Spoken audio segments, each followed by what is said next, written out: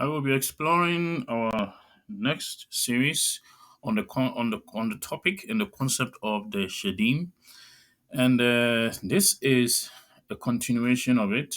And in this series, I'll be exploring the elusive entity called Satan. We have already explored the general world of the Shedim, and if you were following or if you were not, I would recommend you go and watch that series on the Shedim, the host of heaven, and over there you'll be able to understand the world of the Shedim, the concept of demons and evil spirits. So over here, I'm going to narrow the search and the study on this entity that we all know and we call Satan. I called him the elusive entity, as we're about to find out. All right, so here we have Satan, and he's popularly known as the one who wants to be like God. And over here, we all know God is Yod Heh Vah Heh, the Hebrew word, the tetragrammaton of the name of the Creator. Um, as we move on, we have to know the church's perception of who this entity is. Over the centuries, he is known as a real personal being. That means Satan isn't an imaginary figure or a figment of someone's imagination. It is a real being, it's a real entity. Um, the churches teaches that he's a real spiritual entity and not just a symbol, an allegory, or an impersonal force. So we also have to know, according to the current theology, he's a fallen angel, originally created by God, but then he was created good. And however, because of pride and rebellion, he turned against God. And according to the Catechism of the Catholic Church, um, it is stated that Satan is behind the disobedient choice of our first parents, which elects a seductive voice uh, opposed to God, which makes them fall into death out of envy. So that means the Catholic Church also uh, recognize this entity as the force behind the fall of mankind, Adam and Eve. He is also seen as a high-ranking angel, and the church historically connects Satan, that's the light bearer, with Lucifer, and he's seen as a powerful archangel who, out of pride, rebelled against God's authority. So that is the general perception of this deity, and then within the church realm. He's seen as the one who caused mankind to fall. He's seen as a higher ranking angel. He's known to be a powerful archangel. That is his head. He's a head angel. That is his head among some of the angels. We are even told he was a worship leader. He led worship in heaven. Well, we don't fully have information or evidence of that. He's also thought to be a good angel. Originally, he was made by God as an angel of light, and we have also been taught that is according to Lutheran Council 1215. It says that the devil and the other demons were indeed created naturally good by God. So that is what the church believes. First of all, they said he's an archangel. Secondly, they said he was created good. He was created a good angel. Thirdly, that is even from the general church realm, and specifically the Lutheran Council, they believe Satan and his demons were created good, but they became evil by their own doing. Wow, that is very interesting. I think this one is also related to the Catholic Church. because the Catholic Church is seen as the first church. So if you look at all the points so far, both fact number one and fact number two, there's a general consensus that uh, the guy was an angel. He was created good, and he's seen as a high-ranking angel, that is an archangel. So he was created good, and he became evil. They even go on to say the devil and the other demons. They even call them demons. They were all created by God as good entities and became evil by their own doing. Let us still explore more about this entity based on how the church sees him. He is also seen as a rebellion and as a rebellious being, and it is stated that Satan's sin was pride and a desire to be like God. So that is what led to his rebellion and eventually the fall. And it goes on to say his rebellion led to his expulsion from heaven, taking with him a third of the angels. That is an interpretation from Revelation 12, verse 4. And that is very interesting. So, first, there's a general view that the guy was indeed a good angel, not just an ordinary angel, but a good angel. That is the idea held by the current theological reasoning, and that he wasn't just an ordinary angel, he was an archangel. He and his demons, his messengers, were all created good, meaning they connect their existence to God, that God created them. God made them good, but they became evil. And they go on to identify what led to his fall. It was pride and his wish or desire to be like God. And one striking view here is the fact that um, he led a rebellion and hence was expelled from heaven. And upon his expulsion, he single handedly, he alone, took along with him one third of all the angels in heaven. We're not told how many angels are there, but you know, we know according to scientific statistics, um, uh, there are 8 billion people on earth, and over the existence of the earth, there have been over 100 billion humans that have lived and died. So, and remember, Jesus Christ said, uh, "Children, children, children have angels that sees the face of God." That means all humanity, uh, every single human being has an angel in heaven. So, let's say if every human being is assigned an angel, and there are 8 billion human beings on earth, that means there are 8 billion angels currently in devotion to God. And we know by estimation that uh, during the lifetime of humanity on earth, there have been 100 billion people that have lived and died. So, if you put all the numbers together, if every single human being is entitled to one angel, we are looking at a minimum of 100 billion angels. And not even to talk about those who are yet to be born and they are yet to be assigned an angel. That means if we multiply that number of humans that have lived on earth and died by, let's say, tenfold, we'll be looking at 1 trillion angels. But we are still not sure because we are not told how many angels are there. But then we are told throughout the theological reason that this guy entity called Satan took one third of the angels with him. And that is very interesting that one angel can take one third of the total number of angels that are in heaven. We don't know how, or we don't know. Uh, we don't just don't know how he did it. Okay, so we see here where Jesus said, "I saw Satan fall like lightning from heaven."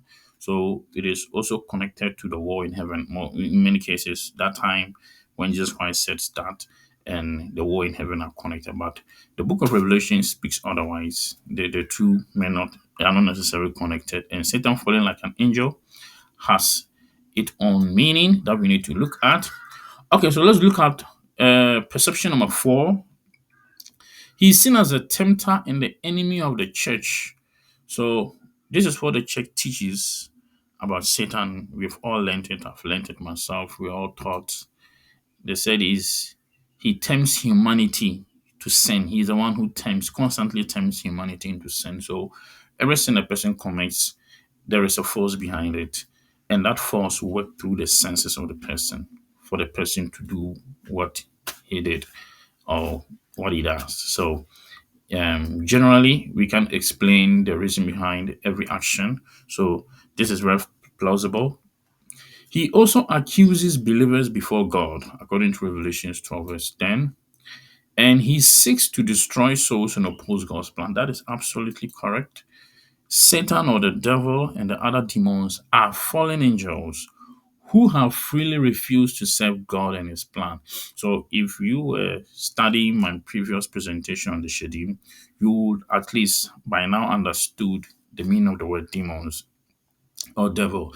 If you have gone through my previous videos on the Nephilim code part 1, part 2, and part 3, you would by now have known that demons are not angels necessarily, and angels are not demons, and the two are distinct. In fact, even my current presentation on the host of heaven explains that fully.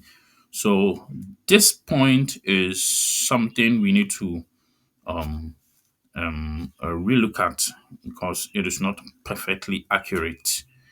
Um, so it goes on to say their choice against God is definitive, and they try to associate man in their revolt against God. That is absolutely true. Um, and it's a general view. Um, so also for all that we have seen provides an alternative explanation rooted in pre-flood perspective. That is what I'm about to show you. That my views that I'm about to present to you, they are rooted in the pre-flood perspective, not necessarily this 4 points. So let's zoom in straight and let's look at the entity Satan and the Shedim. So we're going to see how the two are connected. We're going to explore whether he was indeed an angel or he's actually a demon, a Shedim, as the Bible states. So this is more biblically grounded view, what I'm about to show you, and it will actually challenge the traditional assumption and that Satan and his demons were once heavily angels, as we saw in some of the quotations uh, the various Christian beliefs.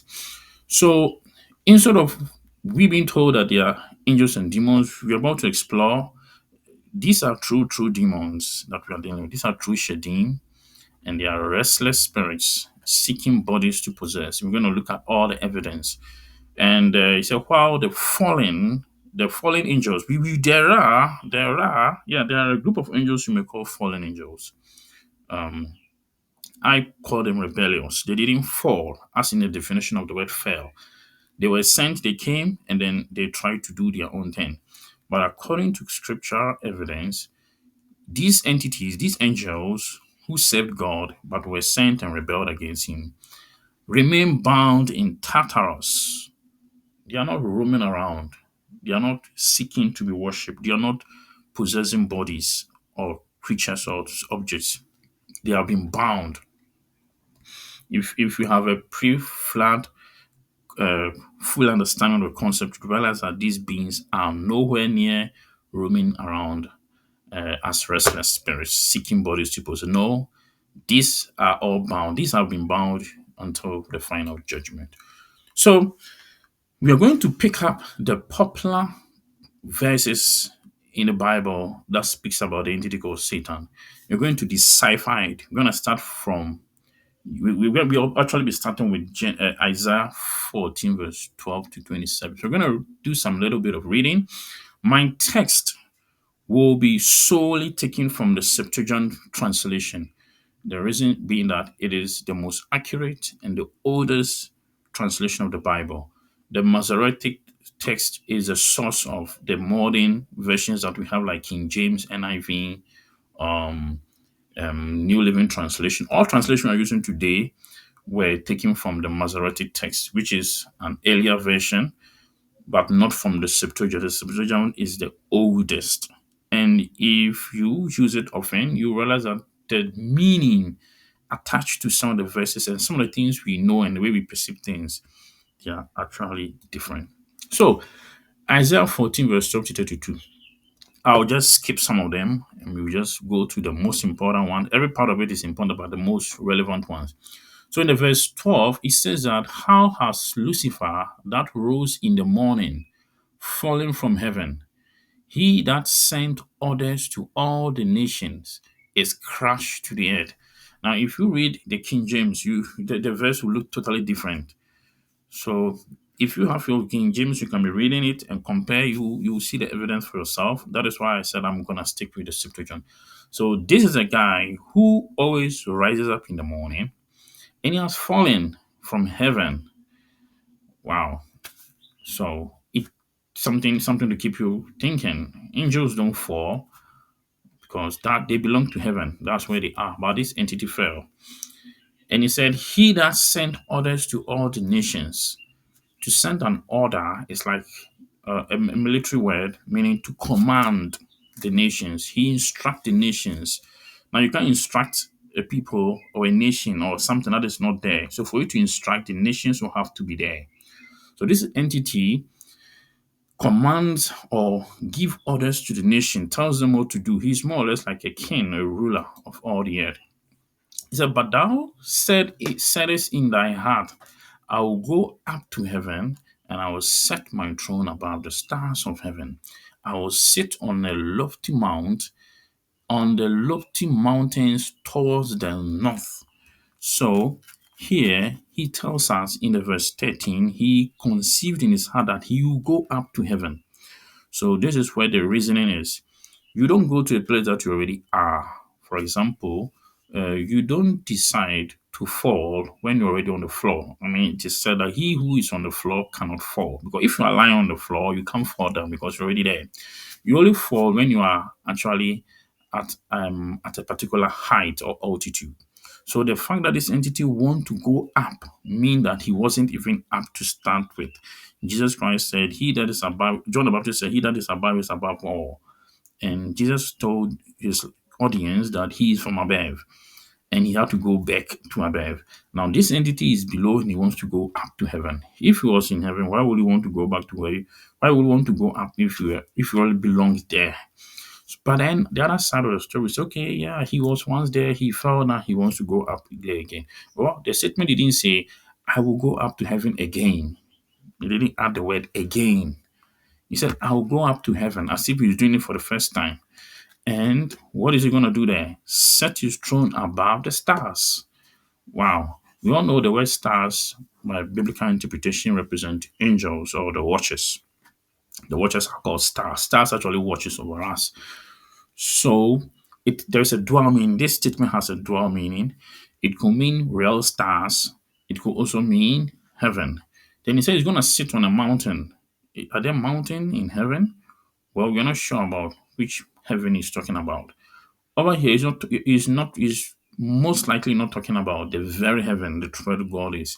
He's talking about the sky. So I'll go up to heaven. I'll go up to the sky where the stars are.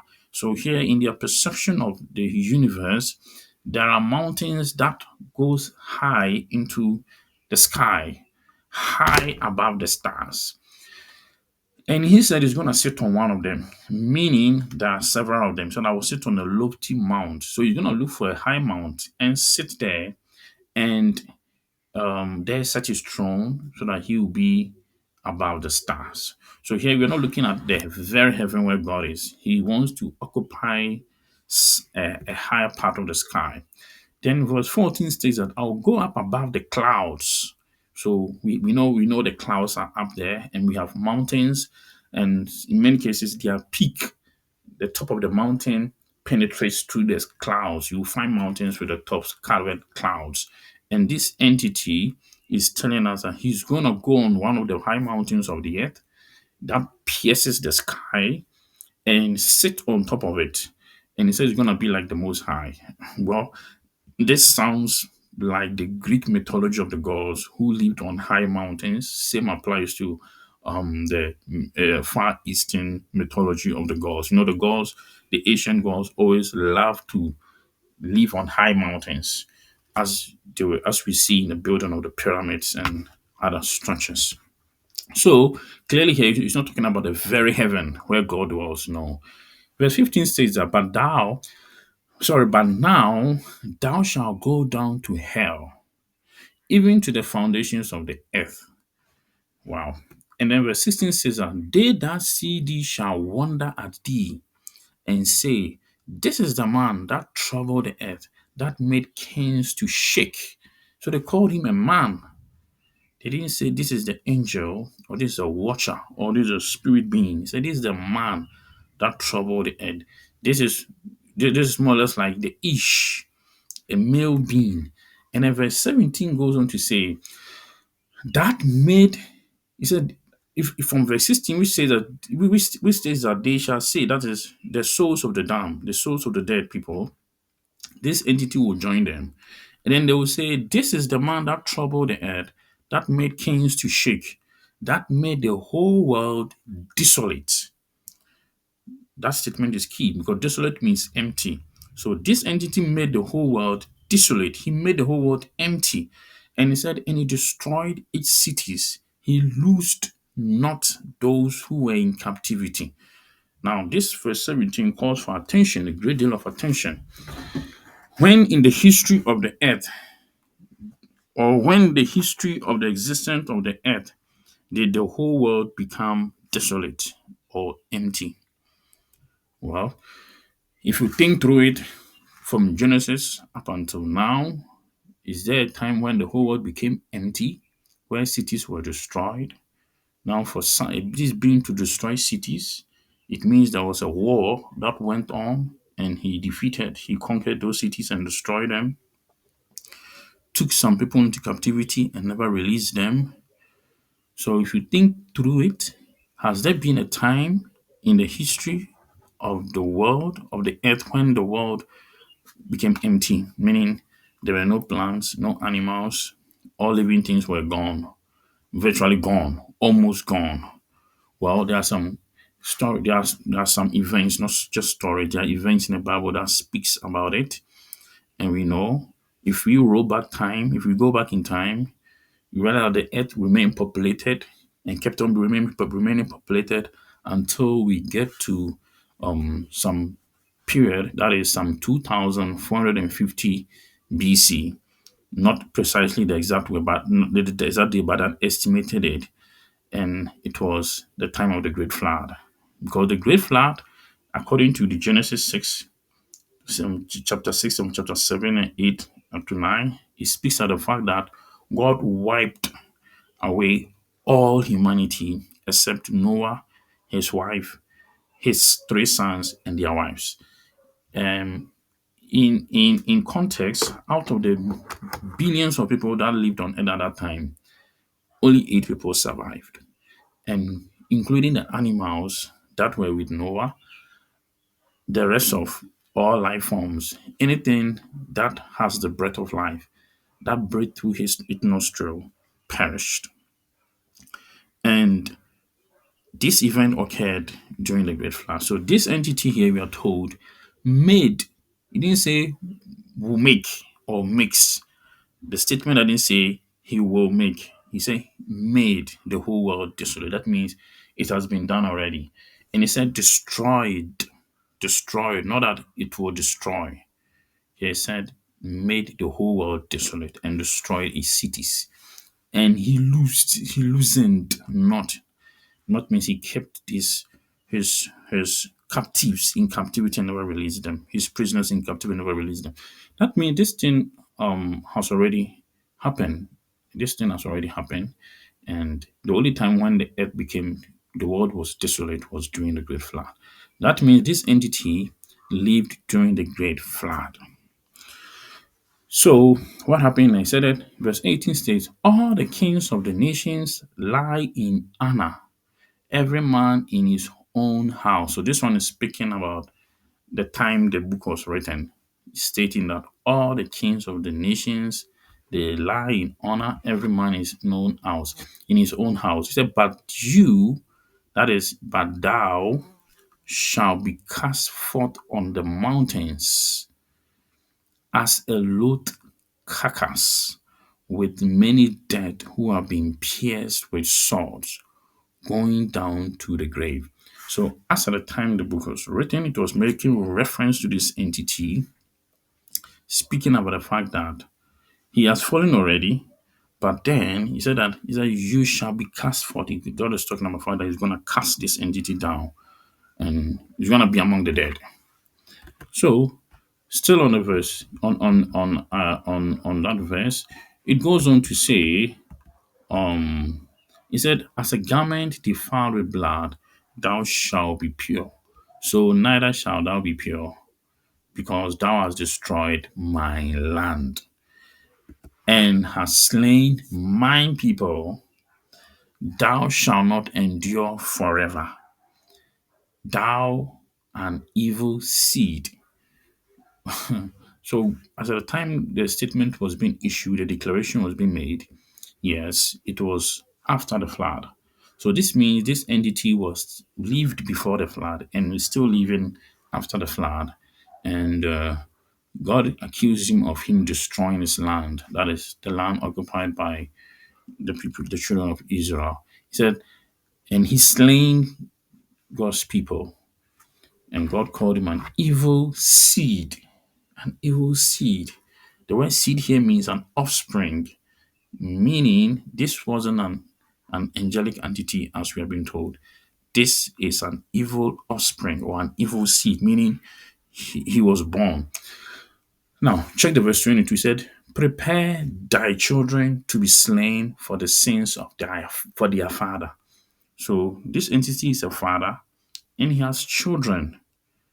Okay. He said, that they arise not and inherit the earth, nor fill the earth with wars. Wow, that is very that is some interesting thing there to actually to look at. All right, so let us explore first. Now the verse here is a bit demanding that we don't rush through it, because sometimes what you know can make you know other things incorrectly. So here he's telling us that this entity is an evil seed, is an evil offspring, meaning he was born, he has parent himself, and then he has children also. He has given birth. And God is saying he's gonna kill his children for his sins. That means he's a father and he has children, and God is gonna kill them so that they won't arise again. Now the word arise here means resurrect. That means they won't rise. Okay, we may I don't think I should put the word resurrect there. He said that they arise not and inherit the earth, meaning his children will have from time to time, uh by and by, emerge and inherit, possess the earth, inherited it. And then he said, and nor fill the earth with wars. Wow. So that is some entities there for you. One is an evil seed, and he has children who who can rise up and inherit the earth. They can. God wouldn't say that they arise not and inherit the earth for nothing. He knew if they arise, if they stood up, they will possess the earth. They have what it takes, and then they're gonna do it through wars. He said, verse 22 states, and I will rise up against them, saith the Lord of hosts, and I will destroy their name. So the word name here, Hashem, if you go back into Genesis, it speaks about the fact that when the statement went on this way, he said the Nephilims were on earth in those days when the sons of God came down to the daughters of men. He says it goes on to say these are the men of renown, okay, men of fame, as the Bible normally states. Uh, as the Bible normally states. So here the word renowned, it connects with the word name. It said the Nephilim were on earth in those days, and afterwards, when the sons of God and the daughters of men interbred, and they produce mighty men of old, men of renown. Now, that verse suggests that um, these entities were the Nephilims themselves. So he said, I will destroy their name and remnants. Wow. So that means they themselves also produce offspring. That will be their remnants. Um, or it can also mean those that will be left. And God is saying, He said, I'll destroy their name and remnant and seed. That means God is going to destroy their seed. Now, that is a whole lot of information here. It's a whole lot of information that um, we need to absorb them systematically. It goes on to say, I'll make the region of Babylon desert. So here he gives us the geolocation. The entity lived in Babylon. Babylon came and destroyed Israel, took them captives, and killed most of them. Remember, it was the king of Babylon who killed, um, who took up the eyes of King Zedekiah. So he said, I'll make the region of Babylon a desert, so that the hedgehogs shall dwell there, and it shall come to nothing. I'll make it a pit of clay for destruction. Thus said the Lord, I've said, so it shall be, and I've purposed, so shall it remain. And even to destroy the Assyrians upon my land, upon my mountains, blah blah blah. It goes on to speak about breaking yoke and yeah. So let's look at Ezekiel. So this one is a prophecy against the king of Tyre. He said, the word of the Lord came to me, saying, Thou son of man, say to the prince of Tyros, Thus said the Lord, because thy heart has been exalted, and thou hast said, I am God, I have inhabited the dwelling of God in the hearts of the seas. He said, Yet thou art man, and not God. Thou, though thou hast set thy heart as the heart of God. He said, Art thou wiser than Daniel? Or have not the wise instructed thee with their knowledge? He said, Hast thou gained power for thyself by thy own knowledge or thy own prudence, gotten gold and silver in thy treasure? By thy abundant knowledge and thy traffic, thou hast multiplied thy power. Thy heart has been lifted up by thy power. Therefore, thus said the Lord, since thou hast set thy heart as the heart of God, because of this, behold, I will bring in on thee strange plagues from the nations, and they shall draw their swords against thee and against the beauty of thy knowledge. And God goes on to speak about the fact that this entity that we all think is an angel is actually not, it's just human. Then this is the famous verse that we all read. He says, verse 12, Son of man, take up a lamentation for the prince of Tyre. Said to him, Thus said the Lord, Thou art a seal of resemblance and crown of beauty. Thou wast in the delight of the paradise of God. Thou hast bound upon thee every precious stone. Thou hast bound upon thee. So here, if you read the King James Version and the other modern translation, it doesn't say that. It rather gives us a different rendition. It quotes it differently by telling a different story as to what really happened. In the other old translation, it's as if this entity was actually adorned or decorated by God. But here we see he said, Thou hast bound upon thee, meaning this entity decorated himself with the precious stones, and the stones are mentioned. They said, And thou hast filled thy treasures and thy stores in thee with gold. So it wasn't God that decorated this entity with the precious stones, as we read from the King James. Verse 14, "For from the day that thou was created, thou was with the cherubim." The King James said, Thou was the covering cherub. But then here, the Septuagint version said, No, this entity, yes, was created, but was with the cherub. He said, I set thee on the holy mount of God. Thou was in the midst of the stones of fire. That means this entity was more or less like a watcher who was set by God to actually watch over the fiery stones. He is most likely one of the entities God sent onto the earth to show mankind the righteous way. And he wasn't a cherub; he was with the cherub, meaning he walked out, he walked along with him. And then he goes on to say, he said, Thou was faultless in thy ways, from the day that was created until iniquity was found in thee. So this entity became evil, and it goes on to speak a whole lot about stuff that is different from what the King James present.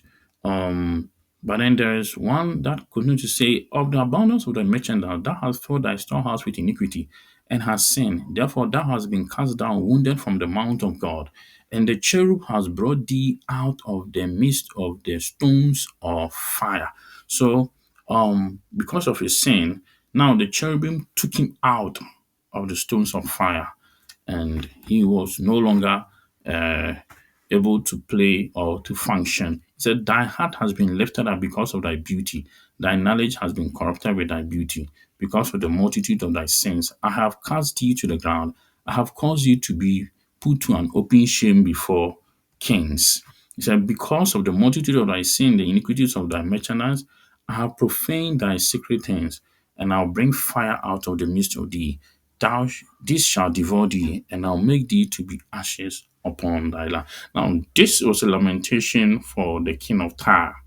So, here, the king of Tyre is being connected to this deity. And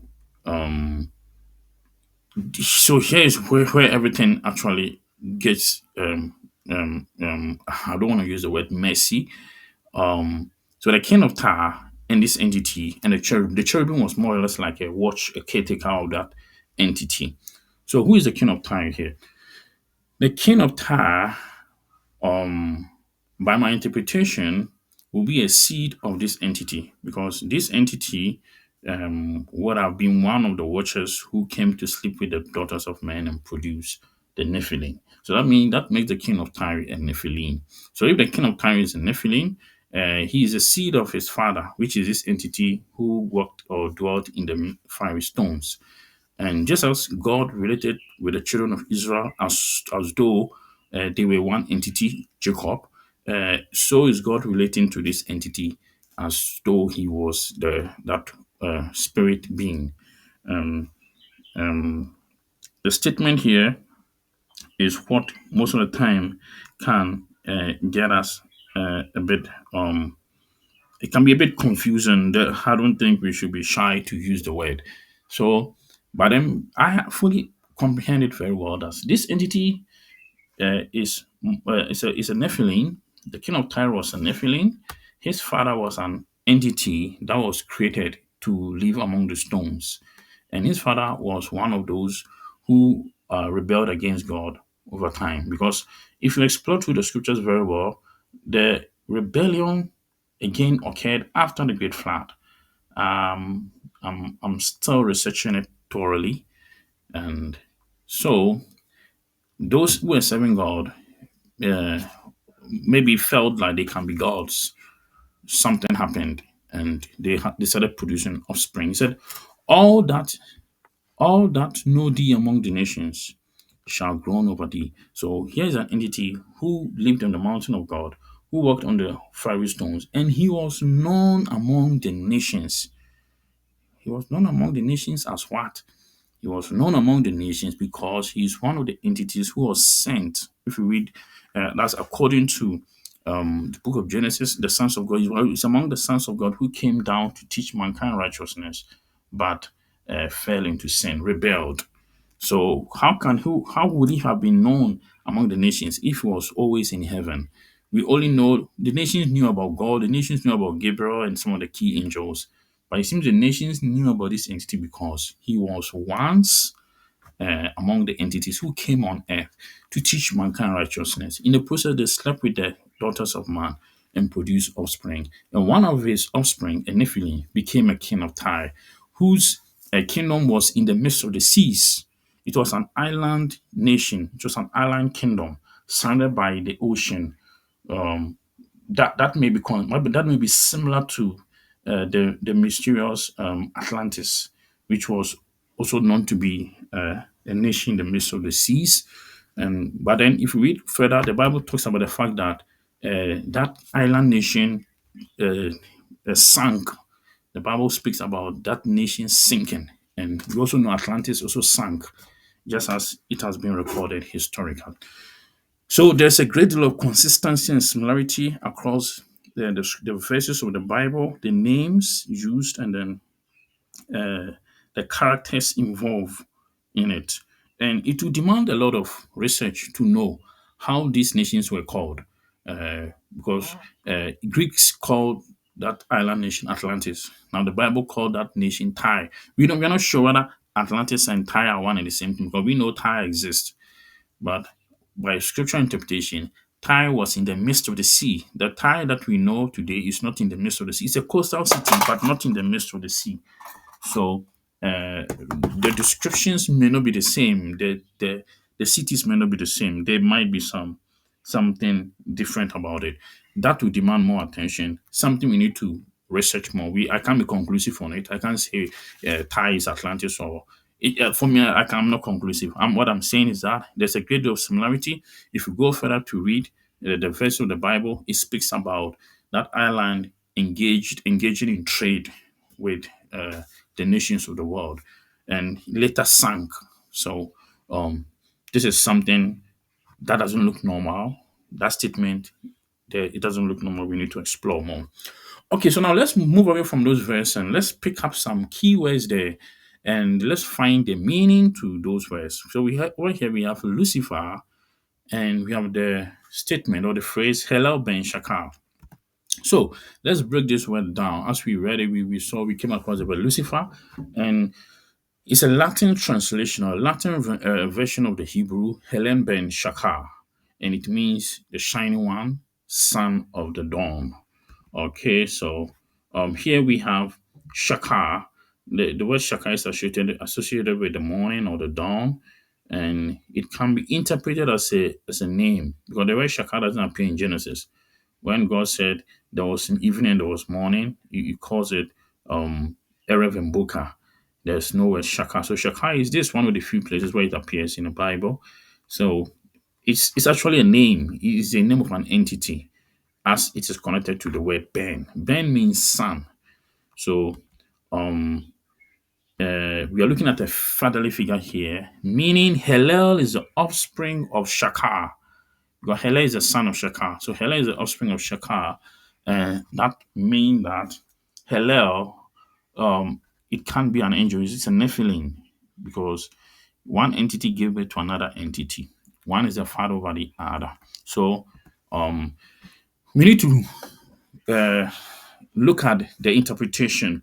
Remember when we went through the current theological reasoning within the church, we saw that Satan is seen as an archangel. He's called Lucifer, and etc. So can we connect the dot? Is he an archangel? Is Lucifer the same as Satan? Or is another entity, or Satan is the same as Lucifer, or is it an archangel? Well, so the point here is, if we read the verses, based on what we know about the teachings of this entity called Satan as an archangel, but over here, uh, and we also told his name is Lucifer, and now that we have read that Lucifer is somebody's son, that means there's a contradiction here because you can't be an angel and at the same time the son to another entity. Not that he is a son of God, but he's a son of another entity called Shaka. God is not called by that name. So that actually mean this thing is very we are just confusing ourselves about this entity because on one side we said he's an angel, archangel, another side we said he's called Lucifer. Now we know Lucifer is a son of uh, an entity called Shaka or Saka. You see, so who is this entity now? This even it shows how confusing we are with regards to the study of this entity, or how this entity over the centuries tried to hide himself from being known. Um, the passage in verse 14 directly refers to the prince of Babylon. Yeah, and the word prince means a ruler, an entity. And if you remember from my earlier video, God divided the nations into 70 and assigned rulers. The word prince here means a ruler. So it can be a spirit ruler or a physical ruler because we know the history of Babylon. There was no ruler in Babylon called Lucifer. In fact, the first king of Babylon was Nebuchadnezzar. We know the second king. The second king was Belshazzar. Even before Belshazzar, it was evil Merodach. So it was Nebuchadnezzar, it was evil Merodach. After evil Merodach, then we have Belshazzar, and after Belshazzar, then we have Darius taking over. So there was no entity who once ruled Babylon by the name Lucifer. So whoever this entity is and is assigned the prince rule of Babylon is actually a spiritual entity. That makes him a Nephilim. So here it is both literal and symbolic that yes, the entity exists, but he doesn't exist physically to rule. He rules through the kings. And the entity worshipped by Babylon, adored by Babylon, was this entity called Satan, identified as Satan, who was actually a Nephilim himself. Because the Nephilims rule, the angel, like I said, angels don't rule. Their sons were the ones ruling. So there's no explicit mention of Satan as an archangel, a ruler of heaven. Never. He's not an archangel. He's never mentioned. Like we all know, right now, we can't tell whether the same Satan is Lucifer or Lucifer is Satan, but we know he's not an archangel. So now we have out of the three, that is Lucifer, Satan, Archangel. Now we have taken Archangel out, he's not. Now we know about the entity called Lucifer, not as an angel, but as an offspring of an entity called Sakar, which is a star, what we call Venus or Phosphorus, which would have been a watcher. So the entity called Shaka would have been a watcher who gave birth to the entity called Hellel. So we have two entities now, Lucifer and Satan. Which is which? Because we are told Satan is the same as Lucifer, but we know, and there's a bit of contradiction there. So the idea that Lucifer convinced a third of the angels to rebel is drawn from Revelation 12 verse 4, but that passage doesn't speak about the entity called Lucifer. Yeah, he's called Satan. That is the dragon called Satan. But you see, the same as the entity called Lucifer. So let's find out. In Ezekiel 28, it's often linked to Satan. It refers to the king of Tyre as being in Eden and adorned with precious stone. Now we have seen that is not it. Uh, we are not. We have no conclusive. Either the king of we know the king of Tyre is a Nephilim, but is he Lucifer or what is he? And he behaves exactly like the king of Babylon when he conceived in his heart. He wanted to be like God. It's the same to the king of Tyre and the king of Babylon. They have the same desire. Isaiah 14, Ezekiel 28, the same entity having the same desire and trying to do the same thing. So, like I said, we can't be conclusive here. We are just revealing some things and we are just trying to shift our thought pattern, something that should cause us to think, to reason, not like we know it already. Like I say, if we critically look at it, most of the stuff we know about this entity is actually incorrect.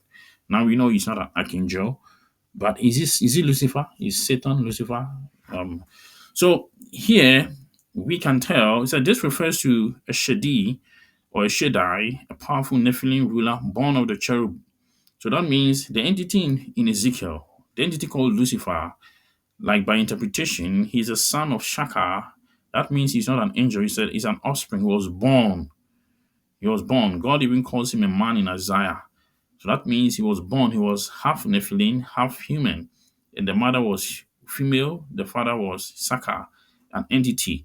We need to explore who this entity was. And then, because of his hybrid nature, he therefore can be classified as a Nephilim. He's born of a cherub, but that one is not conclusive because the entity in Ezekiel wasn't a cherub. He was with the cherub, so that would be incorrect to assume he was a cherub. His father was a cherub. He wasn't a cherub. He was with the cherub. But then this entity, by knowledge of his position, by the position of his father, how his father served God in his relationship with God, and the desire of his father, it seems he also had the same desire, that is to be like God. So he wasn't an angel who fell from heaven, he was a Nephilim. So we have Lucifer here, whom we know to be a Nephilim. Now I'm gonna separate the two, Satan and Lucifer. Let me pick on the Lucifer and let's explore. Then we'll pick on the Satan and we explore. Then we will look at where the two collides or where they connect. If they are the same entity, we'll be able to clear the knowledge that we have. Because for now, we have been told he's an archangel, he's a Nephilim, he was a good angel who fell. But then the evidence is showing he is not an archangel, but he's called Lucifer. So he's Satan, the same as Lucifer. And we know Lucifer is a Nephilim. If Lucifer is a Nephilim and Satan is Lucifer, that makes Satan a Nephilim. But we need to prove that Satan is a Nephilim, and so that we can connect it, because now we know Lucifer is a Nephilim, he's a hybrid being. So let's start with Lucifer here. Let's explore this entity. It said if Helen Ben Shakar is a Nephilim, then his father is Shakar, could be one of the original watchers. Remember, there were so many watchers. According to other biblical sources, it stated that there were 200 angels. Their names were given, but we haven't come across the name Shakar. But here, God has exposed an entity called Shakar who came down, who saved him, but then he was known among the nations. If he was only in heaven, he wouldn't have been known among the nations. But he came down among the nations, hence he's known among the kings. And this entity may have interbred with human female or human male, similar to what Samuel and Azazel did, and produced the entity called Hellel. So the idea that he fell from heaven doesn't mean he's an angel. It could mean he was a powerful Nephilim king. He sought to have divine place in heaven, but fell. Now, if you study this area of the Bible critically, it will tell you, especially with the testament of Solomon with the demons, it speaks about the fact that the demons from time to time they try to fly into the sky, they fly into the stars among the angels where the watchers are, not the very heaven where God is. There is a region below heaven where God is, where we have the Nephilim, where we have the watchers, the stars, where the stars are, where we have the watchers, exactly where the stars are. And these entities watches over earth, and they are the ones who manage the earth. We have watchers over the stars, we have watchers over the moon, watchers over the sun. They watch over the rivers and the lake and everything, the activities of man. So from time to time, this Nephilim will fly and go among them to listen to any task they have been assigned to accomplish on earth by the Creator himself. And then it's according to the statement in the case of Solomon's encounter with the demons, they told Solomon that sometimes when they fly, they get weaker because they need strength to keep on flying. And that statement is plausible because if you study ancient history about these entities, they always speak about them getting weaker as they use their powers. Like when they fly, they lose power. They need more power to keep on flying. So when they get to a certain point in heaven, a certain place in point in heaven, yes, if they lose all the power, they fall. And when they fall, as they pass through the atmosphere, they catch fire. They burn like a ball of fire, like what we see to be like a meteor or asteroid falling. So to us, those are rocks from space falling. But to the narrative, to the statement, or to the account they give to Solomon, they said no. In many cases, it is them falling from the sky, and when they fall, they catch fire.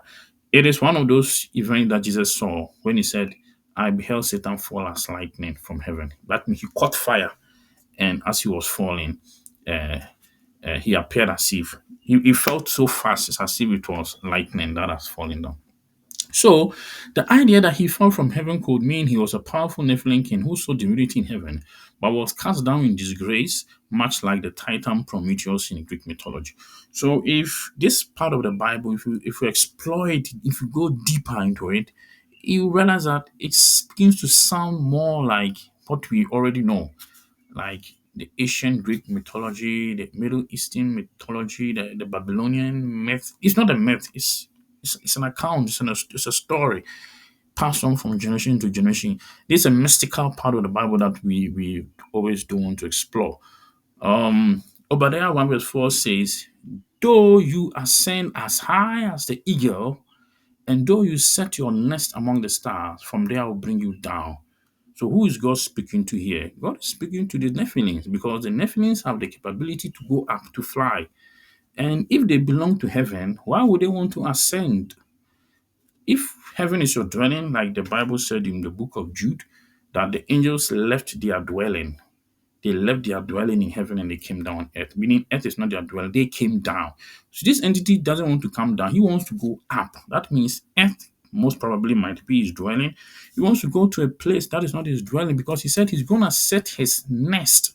The word nest here means a habitation. He's going to put his habit, he's going to create a habitat, a dwelling place among the stars.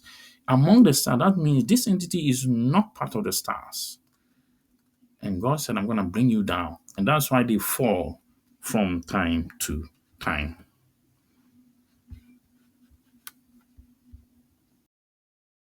Not something you just read and assume you know it. Because if you use the idea that we have acquired or the knowledge you have been given about it and to study it, we might not get anything right, honestly. So you have to delete everything you know about this spiritual, mystical part of the Bible. It's not mystical, it's a real world. This is another world outside the human domain. And if you read some of these verses, it causes you to think, to ask questions, to reason, to be critical about it, the words, the choice of words, the tenses, the construction of the words. You want to ascend as high as the eagle and to set your nest. To the word set, it means to establish, to create a habitat. More or less like we humans wants to set a habitat on the moon or in space. Now we have the International Space Station where we have set a habitat. We can go there and come back. But this entity wants to go and dwell among the stars. Among the stars. No, God created the stars in Genesis. And we all know stars can also mean angels. So we have to look at it in two ways. It can mean a watcher, it can also mean angels. And we know the stars are high, so far away, we can't even, according to modern science, they are far away from us. We can't get to it. So these entities, they're able to ascend. So though you ascend, meaning they're able to ascend as high as the eagle. And then he said, thou set your nest among the stars. So there's a whole lot of reason. Like I said, I'm not going to be conclusive here. This opens a doorway for more research. Okay, um, so here, like I was saying, this suggests that if Shedim were originally born from the Watchers, it makes sense. It makes sense. A lot of sense that all the Shedim, all of them, they want to be worshipped as gods. That is one. All of them, they want to be treated as gods. They want humans to worship them as gods. And there's something strange about them that they all want to live in the sky. They all want to be seen as they came down from the sky. And they always want to show that they live among the stars, like Obadiah is saying. And even more current history, current and ancient history suggests these entities always claims they came from the stars. Even traditional or cultural tradition states that once upon a time, all mankind came into contact with beings, and those beings told them they came from some of the constellation of some of the stars. And look at what Obadiah 2 is saying here. And no human being can go up and live among the stars. Well, we human beings are trying to technology, but this is more than technology. And God is saying, I'm gonna bring you down. So it builds another thinking here that if the Shedim were originally born from the Watchers, as they were, it makes a lot of sense that they would attempt to inhabit their celestial ancestors' heavenly habitat because those angels that rebelled against God, they are now in Tartarus. That means it leaves a vacuum of space or a functional vacuum in among the watchers because the original watchers, original functions of these watchers remain unattended to. But I know God has replaced them with another angels. But then these Nephilim, they wish to carry on the functions of their fathers. So let's say if a watcher watches over the sun, that means their Nephilims, their offspring, will want to now carry out that role because his father is now in Tartarus. So who's gonna watch over the sun?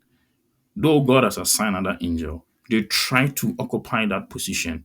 They call themselves God of the sun.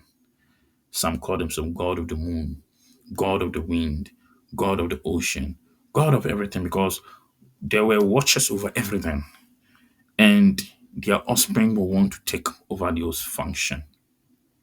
So he said, if Lucifer is indeed a Nephilim, then the deception surrounding his identity is serves to obscure the true origin of demons.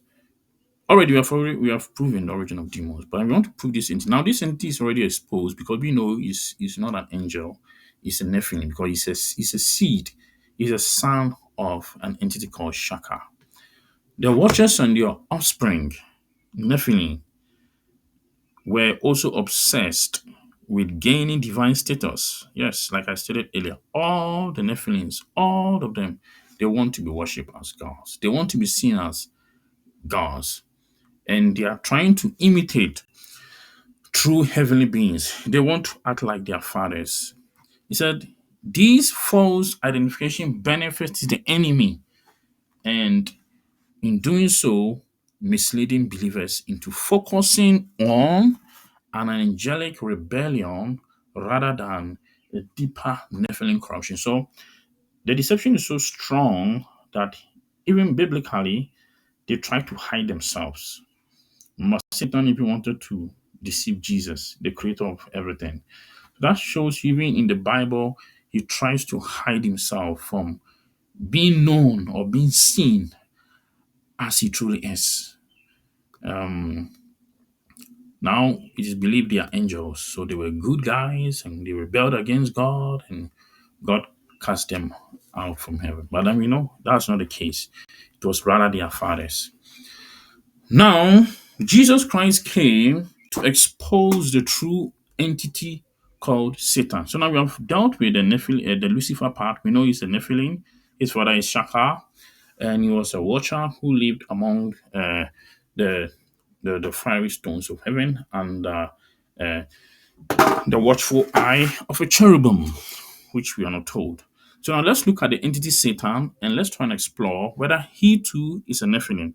If Satan is if a Nephilim and Lucifer too is a Nephilim, then that means the two are one and the same. That means Lucifer is truly Satan because they share the same nature. So Matthew 12:26 states that Jesus says, if Satan cast out Satan, he is divided against himself. How then will his kingdom stand? It was when Jesus was being accused of um, casting out demons with Baalzebub. So Jesus Christ was saying, if Satan cast out Satan, okay, then it means the kingdom of God. It means his kingdom has come to an end. That's Matthew 25 verse 26. So Jesus knew their thoughts and said unto them, if every kingdom divided against itself is brought to dissolution, and every city or house divided against itself shall not stand. If Satan cast out Satan, he is divided against himself. Now, how shall his kingdom stand? Because he wants his kingdom to stand. So Jesus did not deny that Beelzebub is a ruler of demons. Remember, they accused Jesus of casting out demons with the prince of the demon himself. If you go into that verse where they said he cast out, where the high priest said he cast out demons with a prince. Okay, the high priest said he cast out demons with the prince with the prince of demons himself. And Jesus Christ didn't dispute it. That's Matthew 12, verse 24. He says, but when the Pharisees heard it, they said, this fellow does not cast out devils, but by Beelzebub, the prince of demons. Luke 11, verse 15 states that some of them said, he cast out devils through Beelzebub, the chief of demons. So Jesus Christ um, contested their statement and said, if Satan casts out Satan, he is divided against himself. How then will his kingdom stand? So Jesus here, he did not deny that Beelzebub is a ruler of demons. He never said no, Beelzebub is not a ruler of demons. He acknowledged it. He never even made any statement about it. And he did not even mention his name in his quote. He said over here, he equated No, he didn't say if Beelzebub cast out Beelzebub. He said if Satan cast out Satan. In other words, he equates the ruler, that's the ruler of the demons, with Satan himself. And this is where everything blows. This is what this where everything blows apart. It says it continues to say, he said, this shows that the name Beelzebub, which the Jewish were using, actually refers to none other than Satan. Because the reasoning in those days, they wanted to accuse Jesus. They wanted to how do you call it? They wanted the people to believe, the Jewish wanted people to believe that Jesus Christ is possessed. Because one time they actually said that he's possessed.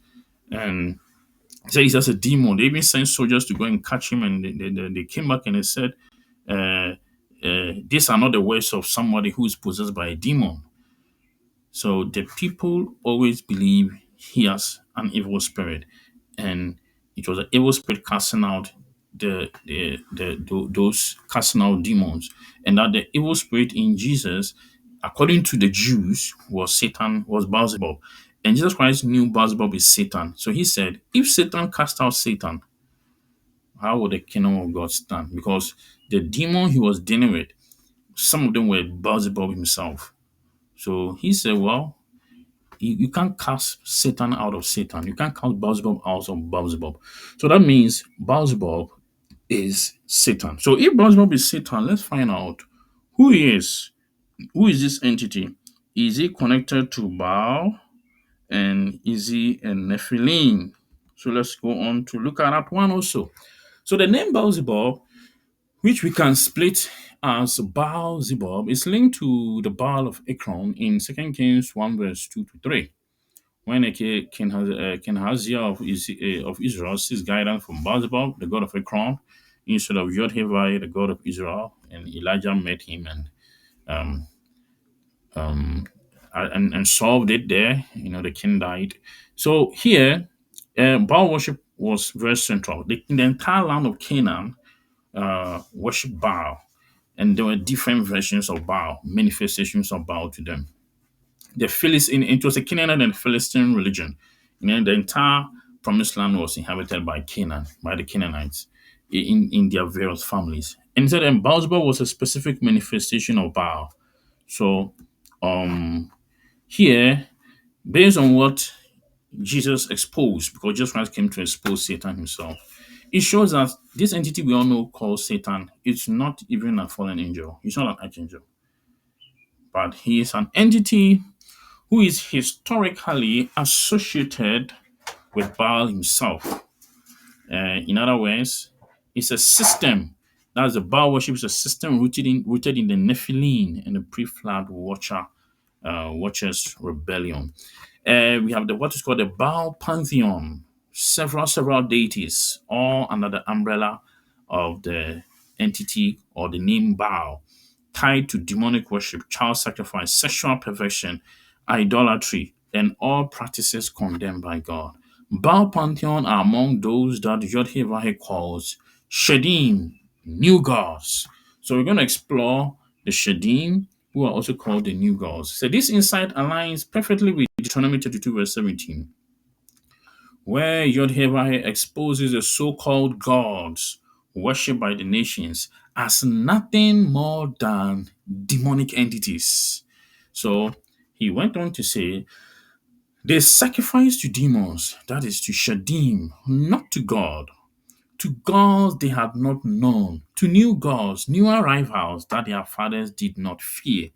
So the people of old, the ancient people, believe in the supreme being. Even today, there are several cultures who will tell you they believe in the supreme being who is only one, and also believe in lesser spirits or lesser gods. And they always claim they pray to the supreme being who is the creator of heaven and earth, and they offer sacrifice and worship to him. And then they also deal with ancestral spirit and lesser spirits or other gods. And God said that is not true because those sacrifices were not made to him as they claim they are sacrificing to the creator. In their minds, it's just they think they're sacrificing to God. God said, no, those sacrifices were never made to him. They never offered him anything. Those sacrifices were made to demons. They were made to Shedim. And he said, these are new gods. They just arrived recently. I mean, I don't know how new they are. But when Moses was saying, as at the time Moses existed, I think it was about some 1,500 years after the great flood. He said, these are new. This entity just came recently, and whatever they are offering is not to him. So this verse is crucial because it confirms that the Baal pantheon, including Baalzebub himself, whom Jesus calls Satan, is among the Shedim, the demons or the evil spirits, which God called new gods, new arrivals, suggesting that these beings were not part of the original divine order, but came into existence later, aligning with the Nephilim origin theory. That means God did not create them. They were not created by God. So who were they? They are hybrids who were born out of the sexual union between the watchers and human females. And when they died in the flood, their souls are now roaming around, parading themselves as demons. So, who are the Shedims? Shedims are the souls of the dead Nephilim. So, that is it. These so called gods, all of them gods, they are not living beings. They are all dead beings. They are the souls of dead entities who once lived here on earth. They were physical beings, they have died, and now they are appearing to people as gods. The word Shedim in Hebrew refers to malevolent spirits or a demon. According to the book of Enoch, 1 Enoch 15, verse 8 to 12, they said the spirits of the Nephilim were hybrids of fallen angels, and humans became the disembodied spirits, the Shedim, after the flood. So, based on nature and origin, the Shedim demons are the souls or the spirits of the dead Nephilim that perished before the flood, or during the flood, or after the great flood. All the Nephilim that died in that particular way, their souls are now roaming around. They are not like the souls of men. If a soul of a man dies, he goes to heaven or hell. But if the soul of a Nephilim or a hybrid dies, where does he go? Does it go to heaven or does it go to hell? No, they just roam around deceiving people. Since the Baal pantheon includes Baalzebub, Satan, Baal Hadad, Baal Hammon, and others, it means these so-called gods were once physical Nephilim rulers before the flood. And after their death, they became some of the Shedim worshipped by the post-flood nations. So we need to actually go deeper and find out about this entity. So let's look at Baalzebub, whom Jesus called Satan, and as he's classified as one of the new gods, and Yod-Heh condemns him. So he said, new gods, new arrivals suggests that these gods were not part of the original creation. They were never gods. There is only one God, undefiled, unadulterated, unmixed up, not sexually connected to any entity, and that is Yod-Heh, oh my, himself. There is no other entity like him. All the other gods, they have children, they have married, they have wives, they have cousins. Yod-Heh, the creator, has no wife, no cousin, no relative, no uncle. He's not married to anyone. He's not defiled because sexual intercourse defiles a person. It makes a person unclean. And all these so-called gods are product of sexual relations. They were born as a result of the sexual union between a watcher and an angel. So they are unclean. They are unclean. All of them. They are also called unclean spirits.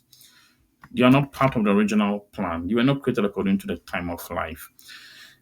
Hence, this fits perfectly with the idea that they were Nephilim kings and rulers before the flood. As we saw, one of them made the whole earth desolate. He brought wars and caused the earth to sin, and God wiped out mankind.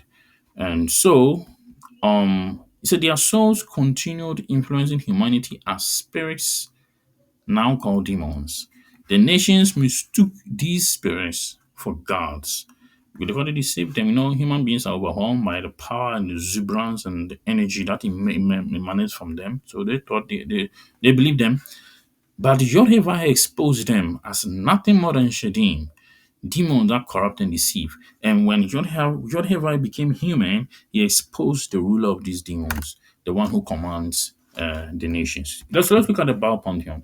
So the Baal pantheon is Satan's kingdom on earth, and the Baal pantheon was central um, to ancient Canaanite and Phoenician and Mesopotamian worship.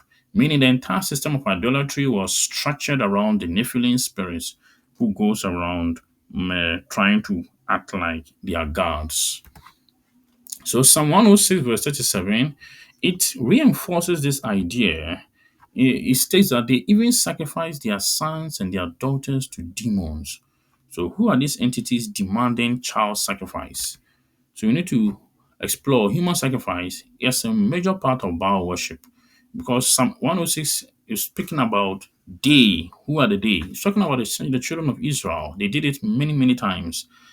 And human sacrifice was a major part of Baal worship, and it was not dedicated to imaginary gods, but to actual demonic spirits, the souls of dead Nephilim entities seeking blood and power. So if you read the verse 4, it says that the words of Jesus confirm Baalzebub is the head of these new gods. And like we discussed earlier, Jesus directly identifies Beelzebub as Satan himself. So that actually buttresses or establishes the main point. So this means that Satan is not a fallen angel, but rather he's a chief of the demon, the post-flood Nephilim spirits who demand worship, because that is what is happening now. So if we look at the exposure in Deuteronomy 32 verse 7, it confirms that Baal Pantheon, including Baalzebub, that is Satan, they constitute what is called the Shedim, the disembodied spirits of the Nephilim. And they were once physical hybrid rulers before the flood, and they became demons after their destruction. So demons are the souls of the dead Nephilim before, during, and after the great flood. So they are the new gods who deceived post-flood humanity into idolatry. They did so through blood sacrifices and a lot of abominable rituals. And Jesus exposed Beelzebub as Satan, as the ruler of the demons, proving that he is not an angelic being, but a powerful Nephilim spirit leading the Shedim into rebellion. Remember, the same entity tempted him and told him he's going to give him all the kingdoms of the earth because it has been given to him, making him the ruler of all those kingdoms of the earth, or making him the ruler of the kingdoms of the earth. Jesus again identifies him as the prince of the world who was coming. So I believe he is already ruling over the earth. Now let us explore something here about this entity called Satan, because now we know he's not an archangel. He wasn't even an angel at all. And we know Lucifer is a Nephilim, and is a son of Shaka. So let's explore something here about Satan himself. So the battle over the body of Moses. So in looking at this particular case, like I said, this part of the Bible may sound a little bit mystical in nature. So it is something we need to study with open mind and not to assume we know it all. So in Jude 1:6, according to New King James, it says, yet Michael the archangel. So here we are told that Michael is an archangel. Satan is not an archangel. In contending with the devil, when he disputed about the body of Moses, he dared not bring against him a reviling accusation, but said, the Lord rebuke you. So over here, like I said, we don't I'm not saying I'm not being conclusive. I'm not saying we have all the answers here. This is not conclusive. This raises question that demands our exploration. So it says this raises several questions. Why would Satan want the body of Moses? If he was an angel, why would he want the body of Moses? Why would Michael, a powerful angel, personally intervene? I mean, the body is going to decompose at the end of the day. So why would Michael intervene? Why didn't Michael rebuke him directly, but instead invoked Yod-Heh-Vah's authority? So let's look at the following. Satan's goal. What was the goal of Satan? Why was he interested in the body of Moses? And so, by my interpretation, by my analysis, I came to the conclusion, but not 100% conclusive, that his goal is to possess the Moses body and to deceive Israel. Because here's the thing: Moses was very respected in Israel, and his words were final. He had on a much authority. And if Satan, that is Baalzebub, could possess his body and dwell in it and use the body, I mean, possessing the body means the body is going to come alive again because remember he's dead. And if Satan possesses the body, he's going to be more or less like a zombie, or it's like a resurrected dead. It's gonna sound like a resurrection, and he could use it to deceive Israel into worshiping him, thinking it is Moses who is back again from the dead, but actually it's not him. It's gonna be Baalzebub, Satan himself, being worshipped instead of Yod Vahe. So this is not far fetched because the reason why this is plausible. This is a plausible reason because he wanted to possess the body of Moses and use it. And the only reason why he wanted to do that is because Shedims or demons, that is what they want. They crave human bodies. They are also called disembodied spirit, meaning they once had a body and when they died, they lost the body. So now they're always looking for bodies to possess. It's the reason why they are always possessing people, possessing objects, possessing human beings. And that's why we have demonic possessions. They always need a host. Without it, they can't survive. Matthew 12:24, 46, Jesus Christ spoke about demons possessing people. Baal's strongest deception was always to mimic Yod-Heh-Vah's manifestation. If you go into the history books, it will tell you Baal was a Canaanite deity and he manifests as storm clouds, as fire, as thunder, as earthquake. Now, similar to when God appeared on Mount Horeb, on Mount Sinai. When God came on Mount Sinai, there was storm cloud, there was fire, there was thunder, there was earthquake, there was lightning, and that is how Baal is known to manifest. So this guy, remember, all the Nephilim, they have the desire to be like God. If you remember in Isaiah, in Ezekiel, that entity, Lucifer wants to be like God. So this entity also always trying to um, make it louder, pronounce it louder, his desire to be like God. Michael, the guardian prince of Israel, fought back. Why did Michael fought back? It's because possessing the body was possible.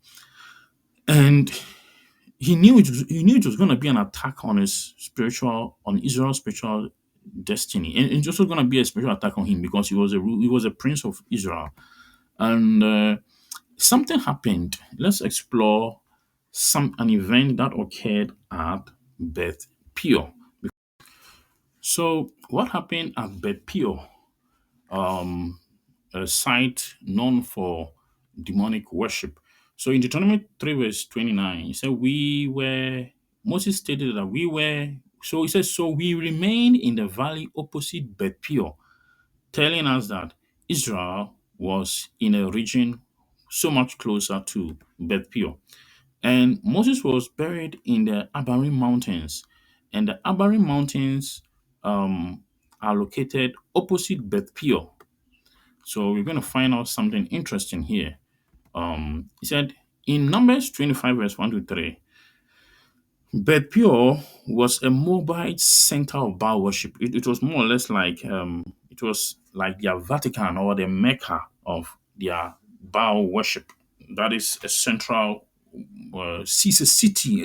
But the word Beth Peor means the house of Peor. It's also called Beth Baal Peor or Baal Beth Peor or Beth Baal Peor, the house of Baal, and is also the location where Moses was buried. That is the location of Moses' burial. It was significant because Satan, Baalzebub, wanted to use his spiritual stronghold of Baal Peor to claim Moses' body. Like the name is called Beth Peor or Baal Peor or uh, Beth Baal Peor. That's the house of Peor, the house of Baal at Peor. And if we go on further, if we try to connect the links there, because Moses was buried opposite that place, you will discover that in Numbers 1 verse 25, it said the Israelites had already been deceived into worshipping Baal at Peor through Balaam. If you remember that story, Balaam deceived the children of Israel into bowing down and eating food sacrificed to Baal. So he said here, It puts the whole meaning into context that Baal already had an existing foothold in that region, that Satan was already there. It seems he knew that the children of Israel would be coming in that direction. So he had already established his foothold there years before. Now, Moses' burial was near pure, okay, gave Satan, that's Baalzebub, whom Jesus has identified, the opportunity to deceive Israel into thinking Moses had returned or resurrected as a divine being, because Moses was highly respected. Um, had Satan succeeded in possessing the body of Moses, it is most likely Israel might have worshipped Moses as a god. That would have, I mean, that would have really made him a god, because this was a guy who destroyed Egypt, by whom God humbled and the gods of Egypt and destroyed them. This was one guy who was so famous. This was one guy who was with God for 40 days and 40 nights. This was one guy whose face shone. Literally, his face was shining. This was one guy whom God said, I'm gonna make you a god unto Pharaoh. This was one guy who did crazy stuff. I mean, the kind of things Moses did, there hadn't been a prophet like Moses up until Jesus came. So if Satan had succeeded in possessing his body, well, that would have been a game changer for him. But in reality, it will be Baalzebub that is Satan possessing. It won't be Moses himself. Now, another thing we need to know in our theological thinking, in as much as we have a lot of errors presented to us in the belief of angels as demons and etc., we need to know angels do not possess bodies. Yeah, angels don't possess bodies. Only demons or Shedim do. So it is something you don't hear. It's not written that an angel possessed the body. So if somebody claims he has been possessed by an angel, we need to question, because the word angel means a messenger anyway. Ephesians 6 verse 12 states that, for we do not wrestle against flesh and blood, but against principalities, against powers, against the rulers of darkness of this age, against the spiritual hosts of wickedness, and they are in the heavenly places. They're not in the very heaven of God, like that entity wanted to go among the stars. Heavenly places refers to the stars. The angels of Yod-Heh-Vah-Heh, the Creator, do not need human bodies. They appear in their own form. Example, Gabriel in Luke 1 verse 19, Michael in Daniel 10 verse 13. They don't possess bodies. They have their own body, their own form of body. They can appear and disappear. An angel came to fight with Jacob. Two angels came with God to visit Abraham. They don't possess, but they can appear as humans. The Bible says humans were a little lower than angels. A little. How much is that little? If you are a little lower than angels, how much is that little? It can be 10%, 5%, just lower than angels. So angels are almost like humans. So they can materialize, appear as humans from time to time, and they can reverse back. We human beings are not able to do currently, but we can do it because we are born of the spirit. We are now new creation. We are now like Jesus, and Jesus is greater than all the angels. So we have maximum abilities. We have all the abilities. Demons or Shedim, however, are different. See, they need a human body. Is the reason why Jesus Christ came to cast out demons from people, according to Mark 5, verse 1 to 13. Satan, as the chief of the Shedim, as a disembodied Nephilim, even though he is a chief ranking demon, he also needs a body himself to fully manifest. And now that we know that Satan is Beelzebub and uh, he's a ruler of the Shedim, we also have to know that Beelzebub he was a major Baal deity, as they call him, the Lord of the Flies. Jesus exposed Baalzebub of Satan in Matthew 12:24 to 30. And Yahweh, Jehovah, or Yehovah, or Yod-Heh-Vah-Heh, identify the Baal gods as Shedim in Deuteronomy 32, verse 17. As Moses was giving the conclusion of their journeys at Moab, at the entrance of Moab, he stated that these gods are actually Shedim. So Jesus exposed Baalzebub as Satan, and God had already exposed him as a Shedim, he's a demon. So Satan fought for Moses' body, and the reason is because he's one of the Shedim. He's a demon. He's not an angel, as we have been told. Because angels don't possess bodies. Unless there is a definitive proof that angels possesses people and speak through them. There is no evidence of such in the Bible. Uh, so let's look at Satan and the old serpent, and then we're going to explore why did the demons beg to enter animals. Disembodied spirits need a host. From time to time they do. And demons are the spirits of the dead Nephilim, Genesis 6:4, in 15 verse 8 to 10. They were not created as pure spirits like angels. They are hybrids. They are part human, part fallen divine or watcher. And when their physical bodies were destroyed in the great flood, their spirits became restless. They can't go to heaven, they can't go to hell. They're just roaming around, wandering.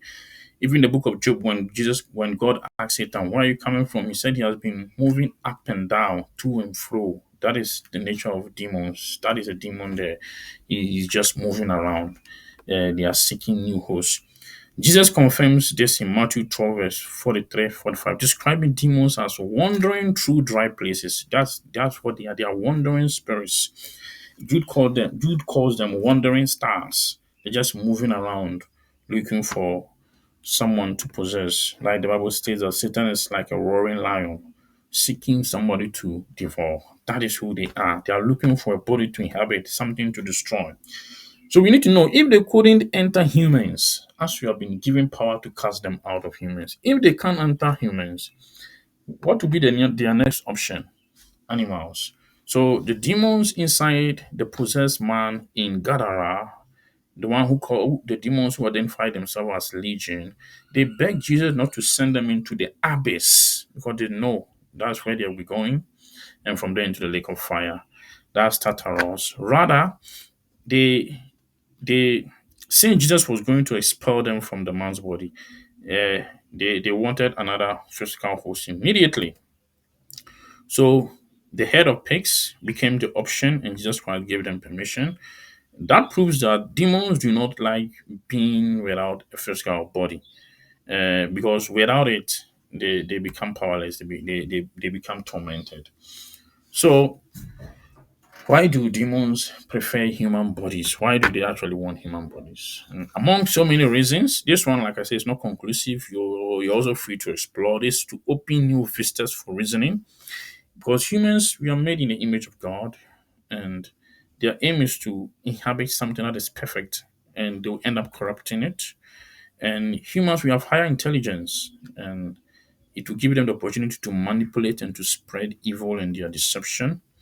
They desire to imitate incarnation, just as God manifested in the flesh through Jesus Christ. Demons also, from time to time, will try to manifest through human bodies. But what is going to happen if there are no bodies available? They're going to settle for animals. So we need to explore also the ultimate goal of demon possession. Why do they want to possess? The reason why they want to possess human body is to enable them to continue in their rebellion against God. Even in death, they still want to rebel against God. They desire to manifest in the physical realm to influence humans. There's something that is pushing them. Their nature, their very being is perversion. Their very nature is deception. They want to be worshipped. They are violence entity. And when they lose access to a human host, they now enter animals, or they have to look for another means. Now, currently, they are looking for an advanced scientific technology to create a body that can actually survive. That is the last resort for them, something we're going to explore later. So let's explore something here about the serpent in the garden. And like I said, this is an exploratory study. This is to open our reasoning, to explore the unexplored, and to go into uncharted territories of the Bible. Some of the areas of the Bible that when you study can cause you to wake up your reasoning. So to do so, you need to ignore all the things that you know already, and then try and with an open mind look at this information from a neutral perspective and then do your own analysis. So, the serpent in the garden, from my perspective, it was an animal, but it was more than the animal that we know today. Because in Genesis 3, verse 1 says that now the serpent was more cunning, more smarter, more intelligent than any beast of the field which the Lord God had made. Now, there are some new thought pattern that claims that the serpent was a humanoid figure. It was one of the spirit beings in heaven. Well, I don't dispute that. But then here, the verse stated that he was more cunning than any beast. He didn't say within creation. Okay. So the serpent was the wisest of all the beasts. So here we have the serpent, we have the beast, and we don't have any other thing. He didn't talk about humanoid.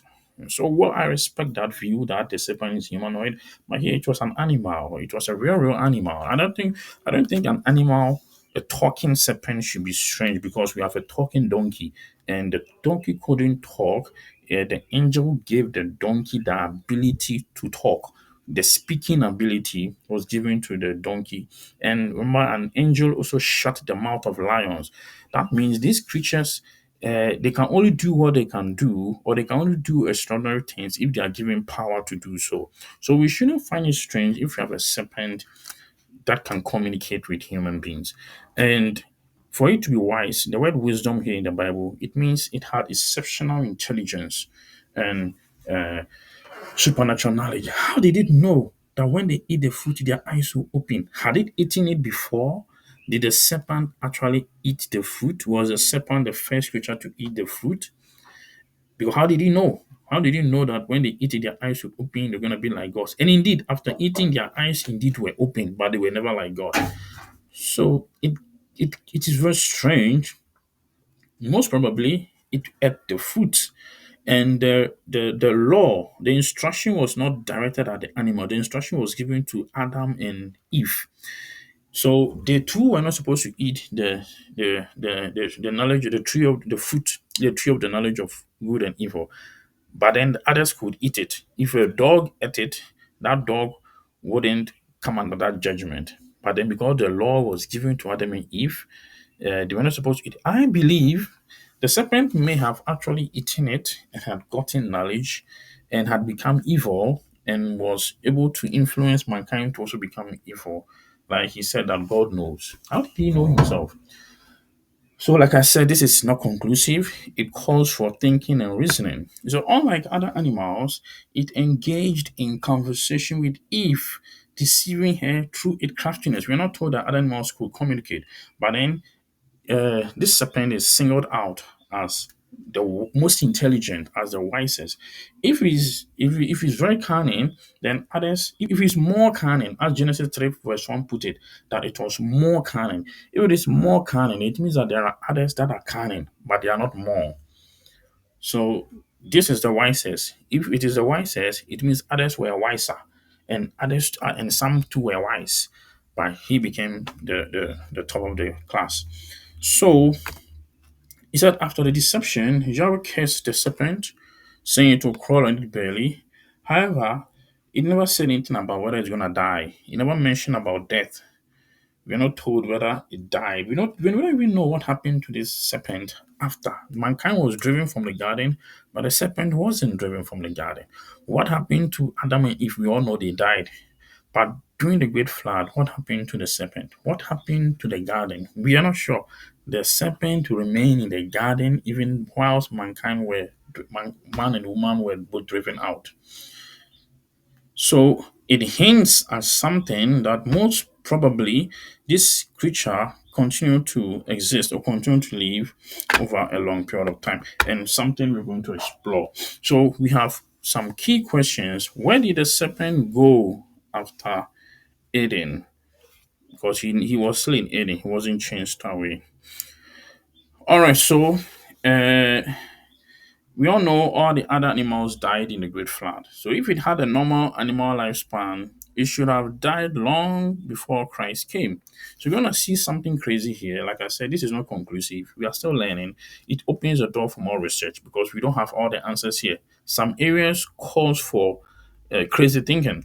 Sometimes you assume that you have discovered it only to get to a point where there is a knot. It's like you are trying to untie a rope and you get to a point where there is a big knot, where there is a knot there. You have to untie the knot, and the knot is difficult to untie. So I wouldn't try to be conclusive here, but I'm going to show you something here, then to cause us to think. What happened to the serpent? Did it die? Because you're still in the garden, and mankind and Adam and Eve were driven out, but the serpent wasn't driven out. Adam and Eve will die, but nothing was said about the serpent. There's also a question: how did he even know that when they eat the food, they will live forever? How did it know? Well, somebody will say, well, it has supernatural knowledge. Okay, good. But here is a question which I'm putting it across. Let's find answers to it. Let us explore. In science, that is how it's done. You explore and then you try to reason. So this is something that is calling for exploration. This shows that there is something wrong here. It's like a Houston movement. It's like a Houston movement. Sorry, that there's a problem here. So it says we all thought the serpent would have died in the garden, but here in the book of Revelation, at the end of it all, at the end of it all, even our time inclusive, our present time inclusive, in Revelation 12:29, it identifies the dragon as the old serpent. Old serpent, because we all know a serpent deceived mankind. It was a popular knowledge. It was popularly known. Unlike our time today is more or less polluted, but we all know today that a serpent deceived Eve. People make fun of it, like how we were talking. We want to believe in a book talking about talking snake. People make fun of it. But if you go back 1,000 years ago, it was it was generally known across the entire world, not the Jewish only. Even the Romans, the Greeks, all the known and unknown tribes, they all knew that a serpent deceived mankind, a serpent with knowledge. The Chinese represent him as a dragon. If you go to Asia, it is revered as as a dragon, a wise dragon, an entity with wisdom and power. So here in Revelation 2:12 verse 9, at the end of it all, at the end of it, we are in the last days, at the end of it all, this entity appears again, and a dragon appeared, and that dragon is called the old serpent. We thought this serpent. I mean, who is the old serpent? If there's an old serpent, there should be a new serpent, but we are never told there's a new serpent. So this is the old serpent, meaning this is a serpent we already know, the one we knew from Genesis. We thought it was dead. This verse suggests that it was still alive thousands of years later. Even up until the time of Jesus, this creature was still there. Even our time, this creature is still hiding somewhere. This being is still there. What does this thing tell us? This statement from Revelation tells us, it tells us that this serpent was still alive. It survived the great flood, and it's still alive. It still remain alive after the great flood. It still remain alive after the great flood. There is something here. If I take you back to the book of Genesis again, I want to show you something quickly, something to cause you to think a little bit. You know, in Genesis, uh, it talks about, he said, now the serpent, so you have to take note of the word serpent, was more cunning than any beast. So you have the serpent and the beast. Now, if you go back in the book of Revelation, we come across these two creatures again. In the book of Revelation, we have the serpent, which is a dragon, and then again we have the beast. We have the first beast, and then we have the second beast, and then we have the dragon, who is identified as the old serpent. So this is telling us something. If you remember my first presentation on the living code, we said the past is just like the future, and the future is just like the past. So the creatures identified in Genesis, they reappear in Revelation again. So let's look at the failed possession of Moses' body. I'm gonna skip that serpent and beast thing for now. I'm waiting that you also go and explore, think through it. So let's look at the failed possession of the body of Moses. So as pointed out, Satan, who is Baalzebub, fought Michael over the body of Moses in Jude 1 verse 9. And the reason is because he wanted to possess it and to deceive Israel and the entire world. Michael prevented him, meaning Satan had to find another vessel. So since Moses was known for his wisdom, according to Acts 7 verse 22 and Deuteronomy 34 verse 10 to 12, Satan must now look for an alternative vessel that is also wise. How did it get and what did it get on the market? Here we have the ancient serpent, which became the perfect host for Baalzebub. And it plays out like this. So, here, like I said, it's not conclusive. We're reasoning it out. There's a great amount of truth here, no doubt, but I'm presenting the information to you just as it is. You can also go and explore more. So this is how we got the serpent in the book of Revelation again. The serpent of Eden was already known for cunning wisdom. It had historical connection to deception. Almost all religions have these creatures, serpent creatures, as their symbol, and they are all pointing to one thing: the serpent of Eden, known for its deception and cunning wisdom. It's known for wisdom. It's a symbol of wisdom. To us, it's a symbol of evil, but then the serpent in ancient tradition, uh, even current mystical tradition, is a symbol of wisdom. So since its fate was never explained, because we are never told what happened to it in the garden, whether God killed it, He didn't kill it anyway. He didn't also drive it out. So it is possible that it continued to exist in another way, even through the Great Flood. So, um, here is the thing. Here is how the Book of Revelation mentioned the serpent again and identify the serpent as a dragon, and he calls the dragon Satan. So let's look at the union of Baalzebub and the ancient serpent. So here, the ancient serpent, which we know to be the most intelligent creature before its corruption, uh, was more than just an ordinary creature. Yes, we agree. It was a creature in which was an animal, but was very intelligent among all the beasts, with unique wisdom, ability to deceive, and it became cursed, and it lost its greatness. Okay, but then the curse did not kill it. We thought it would have been killed.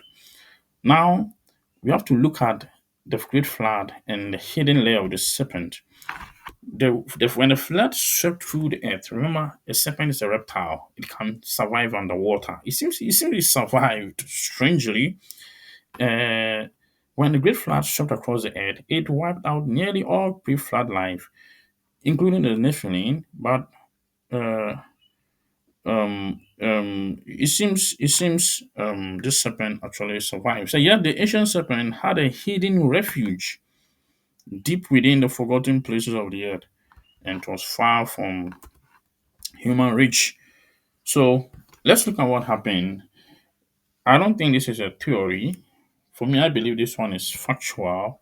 He said after failing to possess Moses' body, after failing to possess Moses, Satan turned to the ancient serpent. So, what happened? Guided by his ancient knowledge, that is, Baalzebub was a Nephilim himself, so he would have known where this creature would have been. He went to the secret location to look for where this entity is, and then he found, yes, the ancient serpent. And then what did he do? Okay. In a desperate attempt, because the entity lost Satan's body, in a desperate attempt, he had an agreement with this creature through an unholy agreement. And then what happened? Beelzebub would have revived the creature if it was dead or unconscious, and would have possessed it. So the main point here uh, is to explain why in the book of Revelation this entity is also called Satan. So here's the thing: Baalzebub found this creature, entered into a covenant with it, and took possession of its body, merging the two entities into one.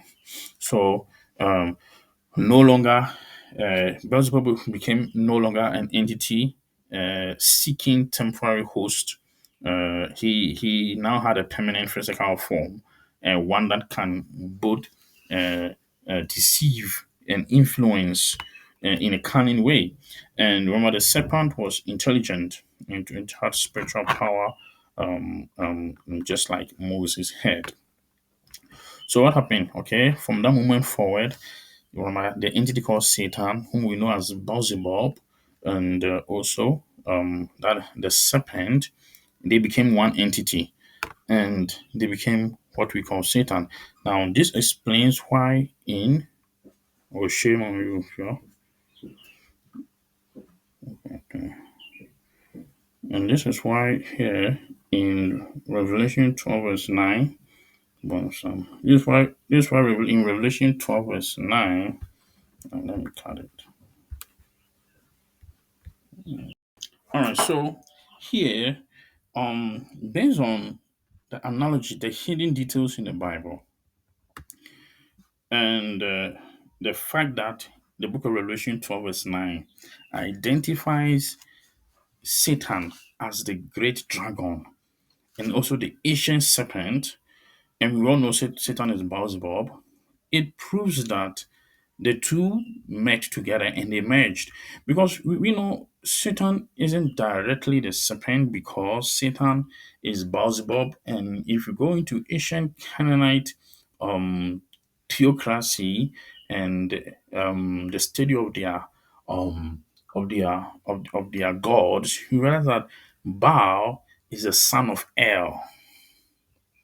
Baal is a son of El. The entity called El gave birth to Baal, and we all know the serpent in the garden wasn't humanoid, it was a creature, it was an animal, a beast.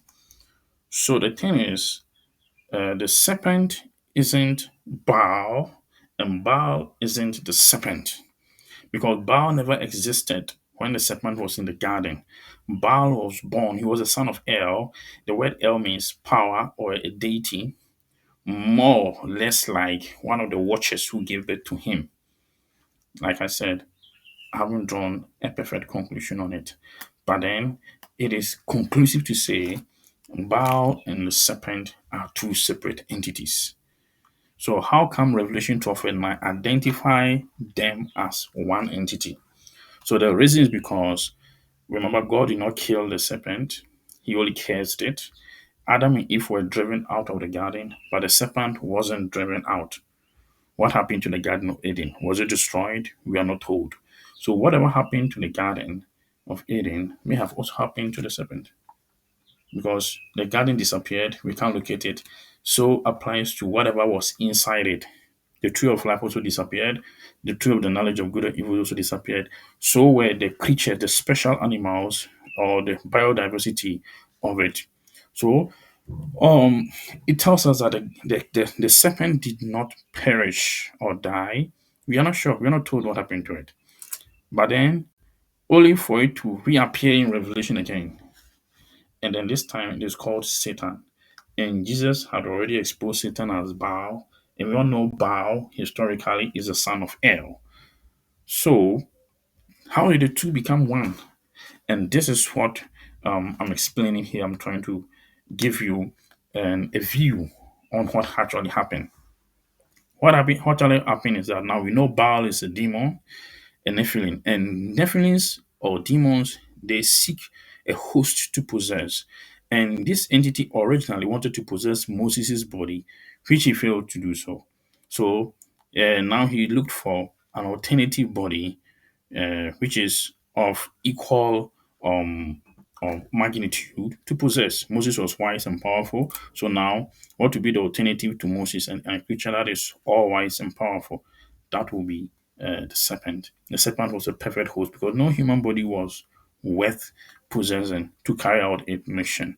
And the dragon was it. The dragon had power.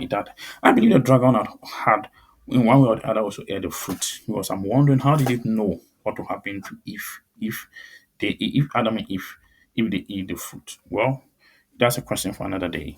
So Revelation identifies Satan as a dragon and as the ancient serpent, the old serpent, the original serpent. And the reason is because someone possessed it. The serpent was possessed. Who possessed it? It was Baal himself, Baalzebub. So it explains why the two reappeared. So the dragon, the old serpent, and Baalzebub, if we put the two together, I said In Revelation 12, verse 9, it says, "So the great dragon was cast out, that serpent of old."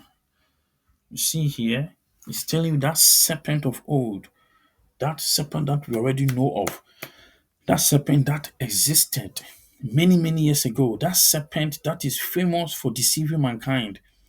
Even they even wrote the book of Revelation, we even wrote it there. And he called it, he said, called the devil and Satan. You see, Diabolos and Satan and her Satan. So the dragon is, he said the dragon is that serpent of old, and he's called the devil and Satan. We know who Satan is. That's Baalzebub. He said this entity deceives the whole world. The serpent deceived the whole world. Baalzebub tried to deceive Israel and has deceived the rest of the Canaanite. Now he got a vessel that can actually reach out to the entire world to deceive it. So the conclusion here is that the dragon is directly linked to the ancient serpent of Eden. That has evolved into that heinous creature. It has changed. How did it become a dragon? Because there was a hybridization that occurred. Remember, Satan himself, who is Beelzebub, is a hybrid. He is composed of half human and half Nephilim. So he also merged with a dragon, with a serpent, and they transmogrified into something. It's about why is it also called Satan? Or why is it called Beelzebub? And the answer is this. The reason why this dragon is called Baalzebub is because Baalzebub, after failing to possess the body of Moses, went in for this ancient serpent. Then he knew where it was, found it, and possessed it. Meaning, they merged their natures of entities together. That is, their identities were merged into one. That's the serpent and this demon, this Nephilim. They merged. They became one entity.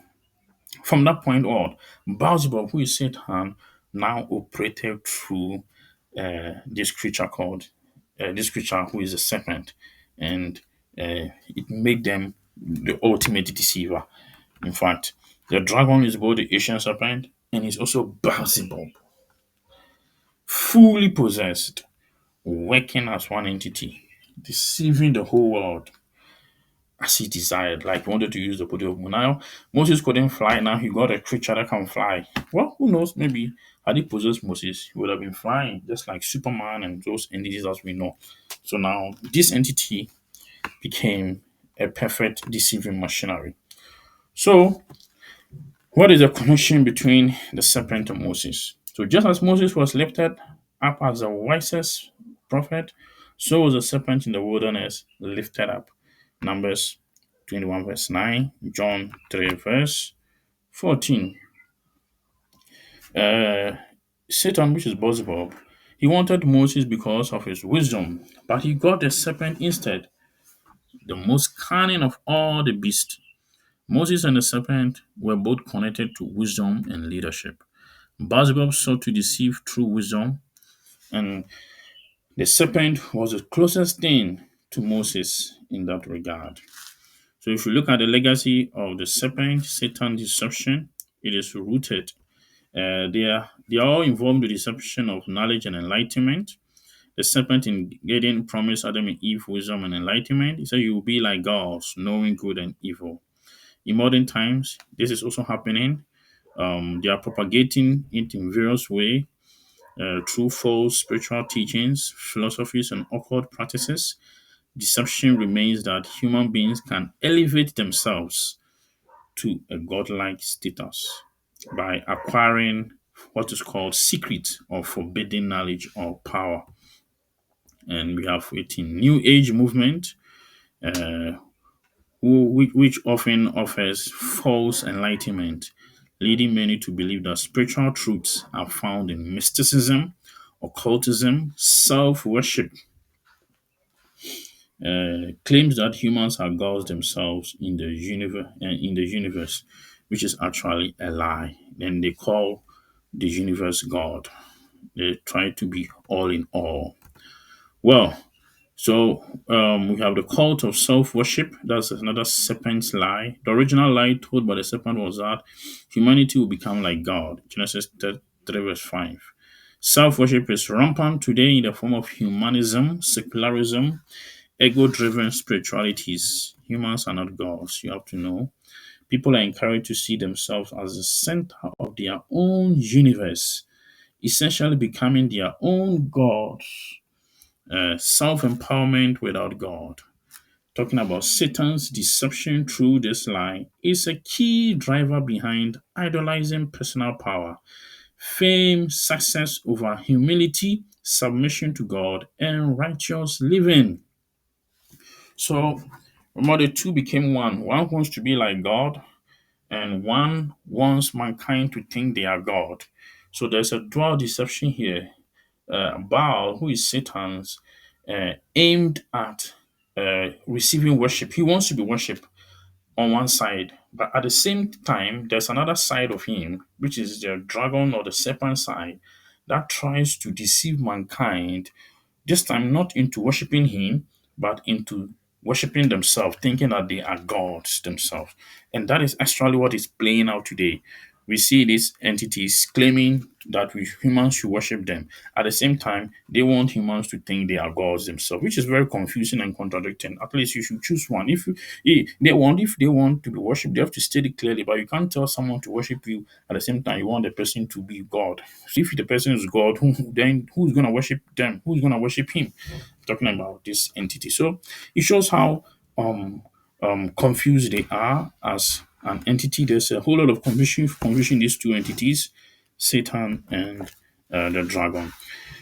And we have it clear here. Allah is not your favor here. There's a difference. The differences are very clear here. While Allah may linguistically mean God, the deity described in the Quran is not the same as the Christian God. So that one is not even a big deal. We have different religions. We have Islam, we have Hindu, we have Christianity, we have Judaism, we have Confucianism. We have a lot of religions. So I don't think this is actually a factor here. But then the reason why I brought this thing in is because of the how close the two are uh, in terms of their literature, in terms of the books they read. Um, they try to make it look like Yod He Vav He and Allah, they are one. But if you read their book, it doesn't show that they are one.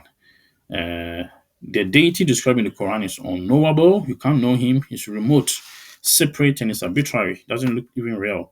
He's not a father. Does not have a son.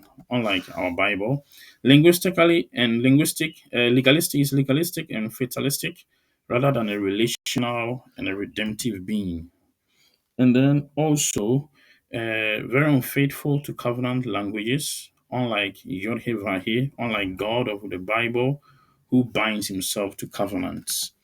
And therefore, despite superficial similarities, even their storyline, they share a lot of characters of the Bible.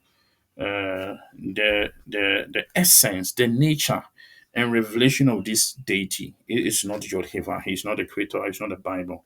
So we need to be very careful when we are thinking and when we are relating to some of these things that this being called, or the Middle Eastern people call them Allah, which is God, but it's not the same as the Bible God. Yeah, they are totally different. If you look at Islam, which is a highly contradictory system, Islam does not continue the revelation of Yod He Vav He. Rather, it denies as that Jesus is God, is a son of God. If you read their Quran 4, verse 171, they reject the crucifixion and the resurrection. That's Quran 4, verse 157. They refute or dismisses the Trinity and the divine divinity of Christ. The Trinity is not even a problem, but they dismiss the divinity of Christ. They claim Jesus is not God, but the Bible said clearly that Jesus is God. Jesus Christ said it many times that he said, when he said, I said ye are gods, Jesus Christ said, I said ye are gods. Who said ye are gods? If you go to Psalm 82, it was Yod-Heh-Vah who said, ye are gods, ye are all sons of the Most High. So Jesus Christ said he is the one who said that. That makes him his Yod-Heh-Vah. He said, whoever sees me has seen the Father. That means Yod-Heh-Vah. He said, I am my Father one. They are Echad. It's not only Jehovah who is one. So he and God, he and Yahweh, they are one. And that means he's God. He's divine. But Quran 5 verse 116 denies it. This entity declares, Islam declares war on those who do not accept their version of God. Quran 9 verse 5 and 9 verse 29. So we have a lot of people being killed in jihadism. People are being slaughtered because they refuse to become Muslims. They don't accept their religion, they kill them. But the Bible doesn't say we should kill anyone who refuses to become a Christian. This places it in direct contradiction to both the Torah and the Gospel. As you noted, Yehovah will not contradict himself by giving an entirely opposing system of worship. So God won't give us, God is not the author of confusion. He won't tell us to worship him in this way and then change it. Judaism and Christianity, they are not separate things. They are just one and the same thing. Except we all believe in Yehovah. The only difference is that we know that Yod-Heh-Vah-Heh came and became human, and it was promised in the book of Ezekiel and in the book of Isaiah and Jeremiah. But God came in a form that people wouldn't know. That is why the Jews or the people of the Judean people or the current Jewish people don't still acknowledge that Jesus is God or God came as Jesus. So we look at Hubal and the crescent moon, which is with pagan roots. Hubal was a major deity of the Kaaba, possibly connected to Syrian and Mesopotamian deities like Baal or Sin. The word Sin is actually the name of a deity. It is a spirit of error, cause you to do wrong against the Creator. The crescent moon symbol has long been associated with fertility cults, moon worship, and horned deities, ancient images of power and divinity. Baal, often depicted with horns, was also linked to the bull, as in the ancient Greece and Canaan, and the Israelites were deceived into building a golden calf, Exodus 32, which represented Baal or El. Remember, Baal is the son of El, and El is the father of Baal. Um, Even in ancient Jewish alphabet, the symbol of the bull is what is called the Aleph. It is a symbol connected to the word El, like God, in their interpretation, not the general interpretation of the word El, which is God. So the crescent moon and the bull symbolism in Islamic and Asian Semitic worship is not coincidental, but rather a continuation of the Asian rebellion against Yod-Heh-Vah-Heh. He just exposed Baal as Satan, Baalzebub as Satan. In Matthew 24, verse 12 verse 24 to 28, the Pharisees accused Jesus of casting out demons by Baalzebub, and Jesus reveals that Satan is the one behind such deception. Baalzebub means Lord of Flies, a perversion of Baal, meant to signify a fallen, unclean spirit of a Shedim. This entity masqueraded through history under many names. He was called Baal, he was called Molech, he was called Dagon, he is even called Zeus, he's also called Jupiter, also called Sin, he's also called Allah, but his goal remains the same to divert worship from Yod He to himself. So, in conclusion, let's look at Satan's final form. So, here we have Beelzebub, who failed to possess Moses. So, he turned to an ancient serpent from Eden. The serpent, the ultimate deceiver, became the perfect host for him. And from that moment on, Satan and the serpent became one. And they have evolved into what is called the great dragon, the ancient serpent, in Revelation 12:9. It explains why the book of Revelation says only those with wisdom can decode its message. And that's what we just did. As much as I can, based on the abilities acquired by the help of the Holy Spirit. We learn in parts, we know in parts. It may not be a perfect presentation or a perfect decoding uh, presentation. Maybe I didn't decode it perfectly, but there's something that you can learn from it. Um, Like I said, this thing is huge and this concept is broad, though very specific. It demands uh, all of us to learn together to explore the truth. So the book of Revelation didn't say you can only understand it if you have the Holy Spirit. Yeah, the Holy Spirit can help you to understand it, but it generalized it. It gave us a generic statement by saying it is only those with wisdom, like even in the case of the mark of the beast. He said, let he who has wisdom calculate. He didn't say, let he who is filled with the Holy Ghost. But we're not just finding some wisdom here. But then he's telling us that you must have wisdom. The word wisdom means intelligence. So if you are very intelligent, you can decipher its message. And he said here, because among other things, for you to understand the book of Revelation, you require understanding the mystical history of how Satan merged with the serpent. We have to know about the mystical component. The story part of the Bible is great, but we need to explore the mystical part also. So this entity is always masquerading through history and the many names: Baal, Molech, Dagon, Zeus, Jupiter, Sin, Allah, but with the same goal: to divert worship from Yod-Heh-Vah-Heh to himself. He wants to be worshipped, but the dragon wants mankind to worship himself, which is both sides are very stupid nonsense. So here is a comprehensive list of the names and titles attributed to this entity called Satan, and spanning ancient to modern times, drawn from biblical and extra-biblical cultural and esoteric traditions. These names often reflect different aspects of his character, roles, and manifestation. So let's look here. We have names as Satan, the adversary in Hebrew. We have the devil is a slanderer, an accuser, someone who speaks evil about people. We know Satan is always doing that through people. We have the serpent, he's a deceiver. We have the dragon, the fiery red, seven-headed being, tempter, the accuser of the brethren, the evil one, the prince of the power of the air, the god of this world, the ruler of this age, the father of lies, the angel of the bottomless pit. Well, that one is arguable. It's inconclusive to say the angel of the bottomless pit is Satan. It's not conclusive. But it's there for us to also think in that line to also try and find out who this entity is. And then we have Baalzebub, which we all know is a lot of flies. He's Satan himself. We have Lucifer. Now we all know Lucifer is a Nephilim. Satan too is a Nephilim. So that means both are one and the same. We have the lawless one, the man of sin, the king of Babylon. Yes, we have the son of perdition, the deceiver of the whole world.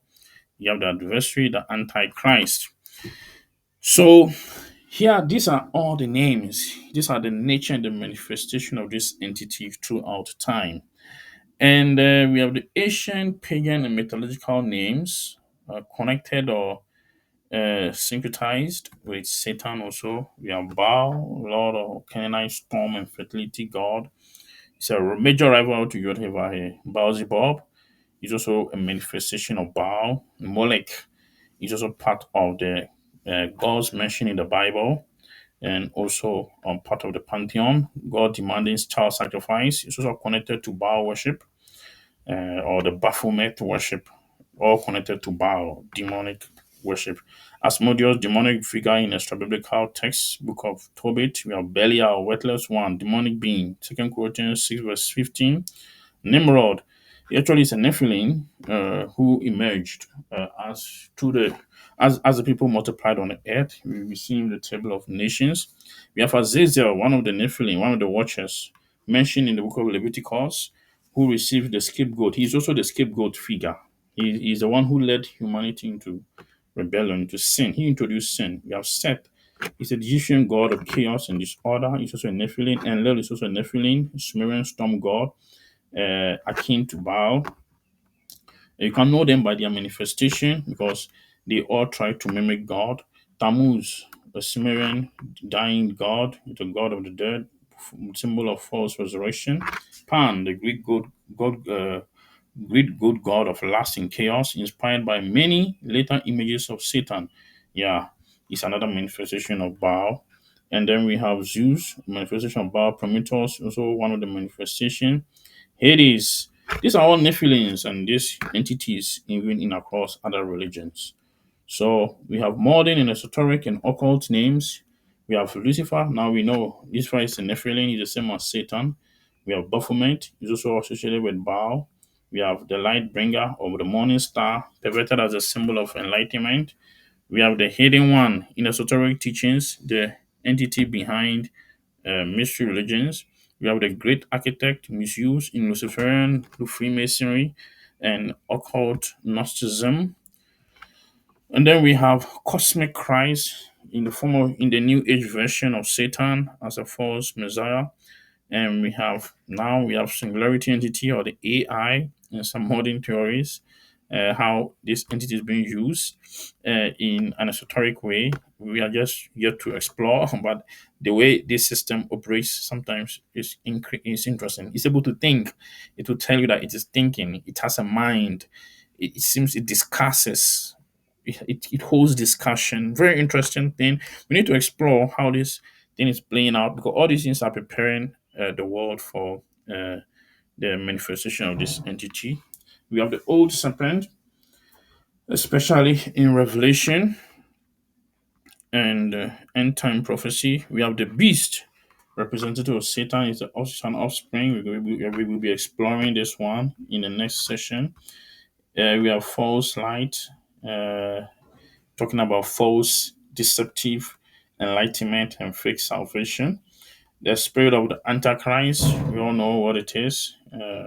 We'll be exploring this spirit as we move on. They are mentioned in the book of Revelation, where three unclean spirits were coming out of the mouth of the dragon, the Antichrist, and the beast.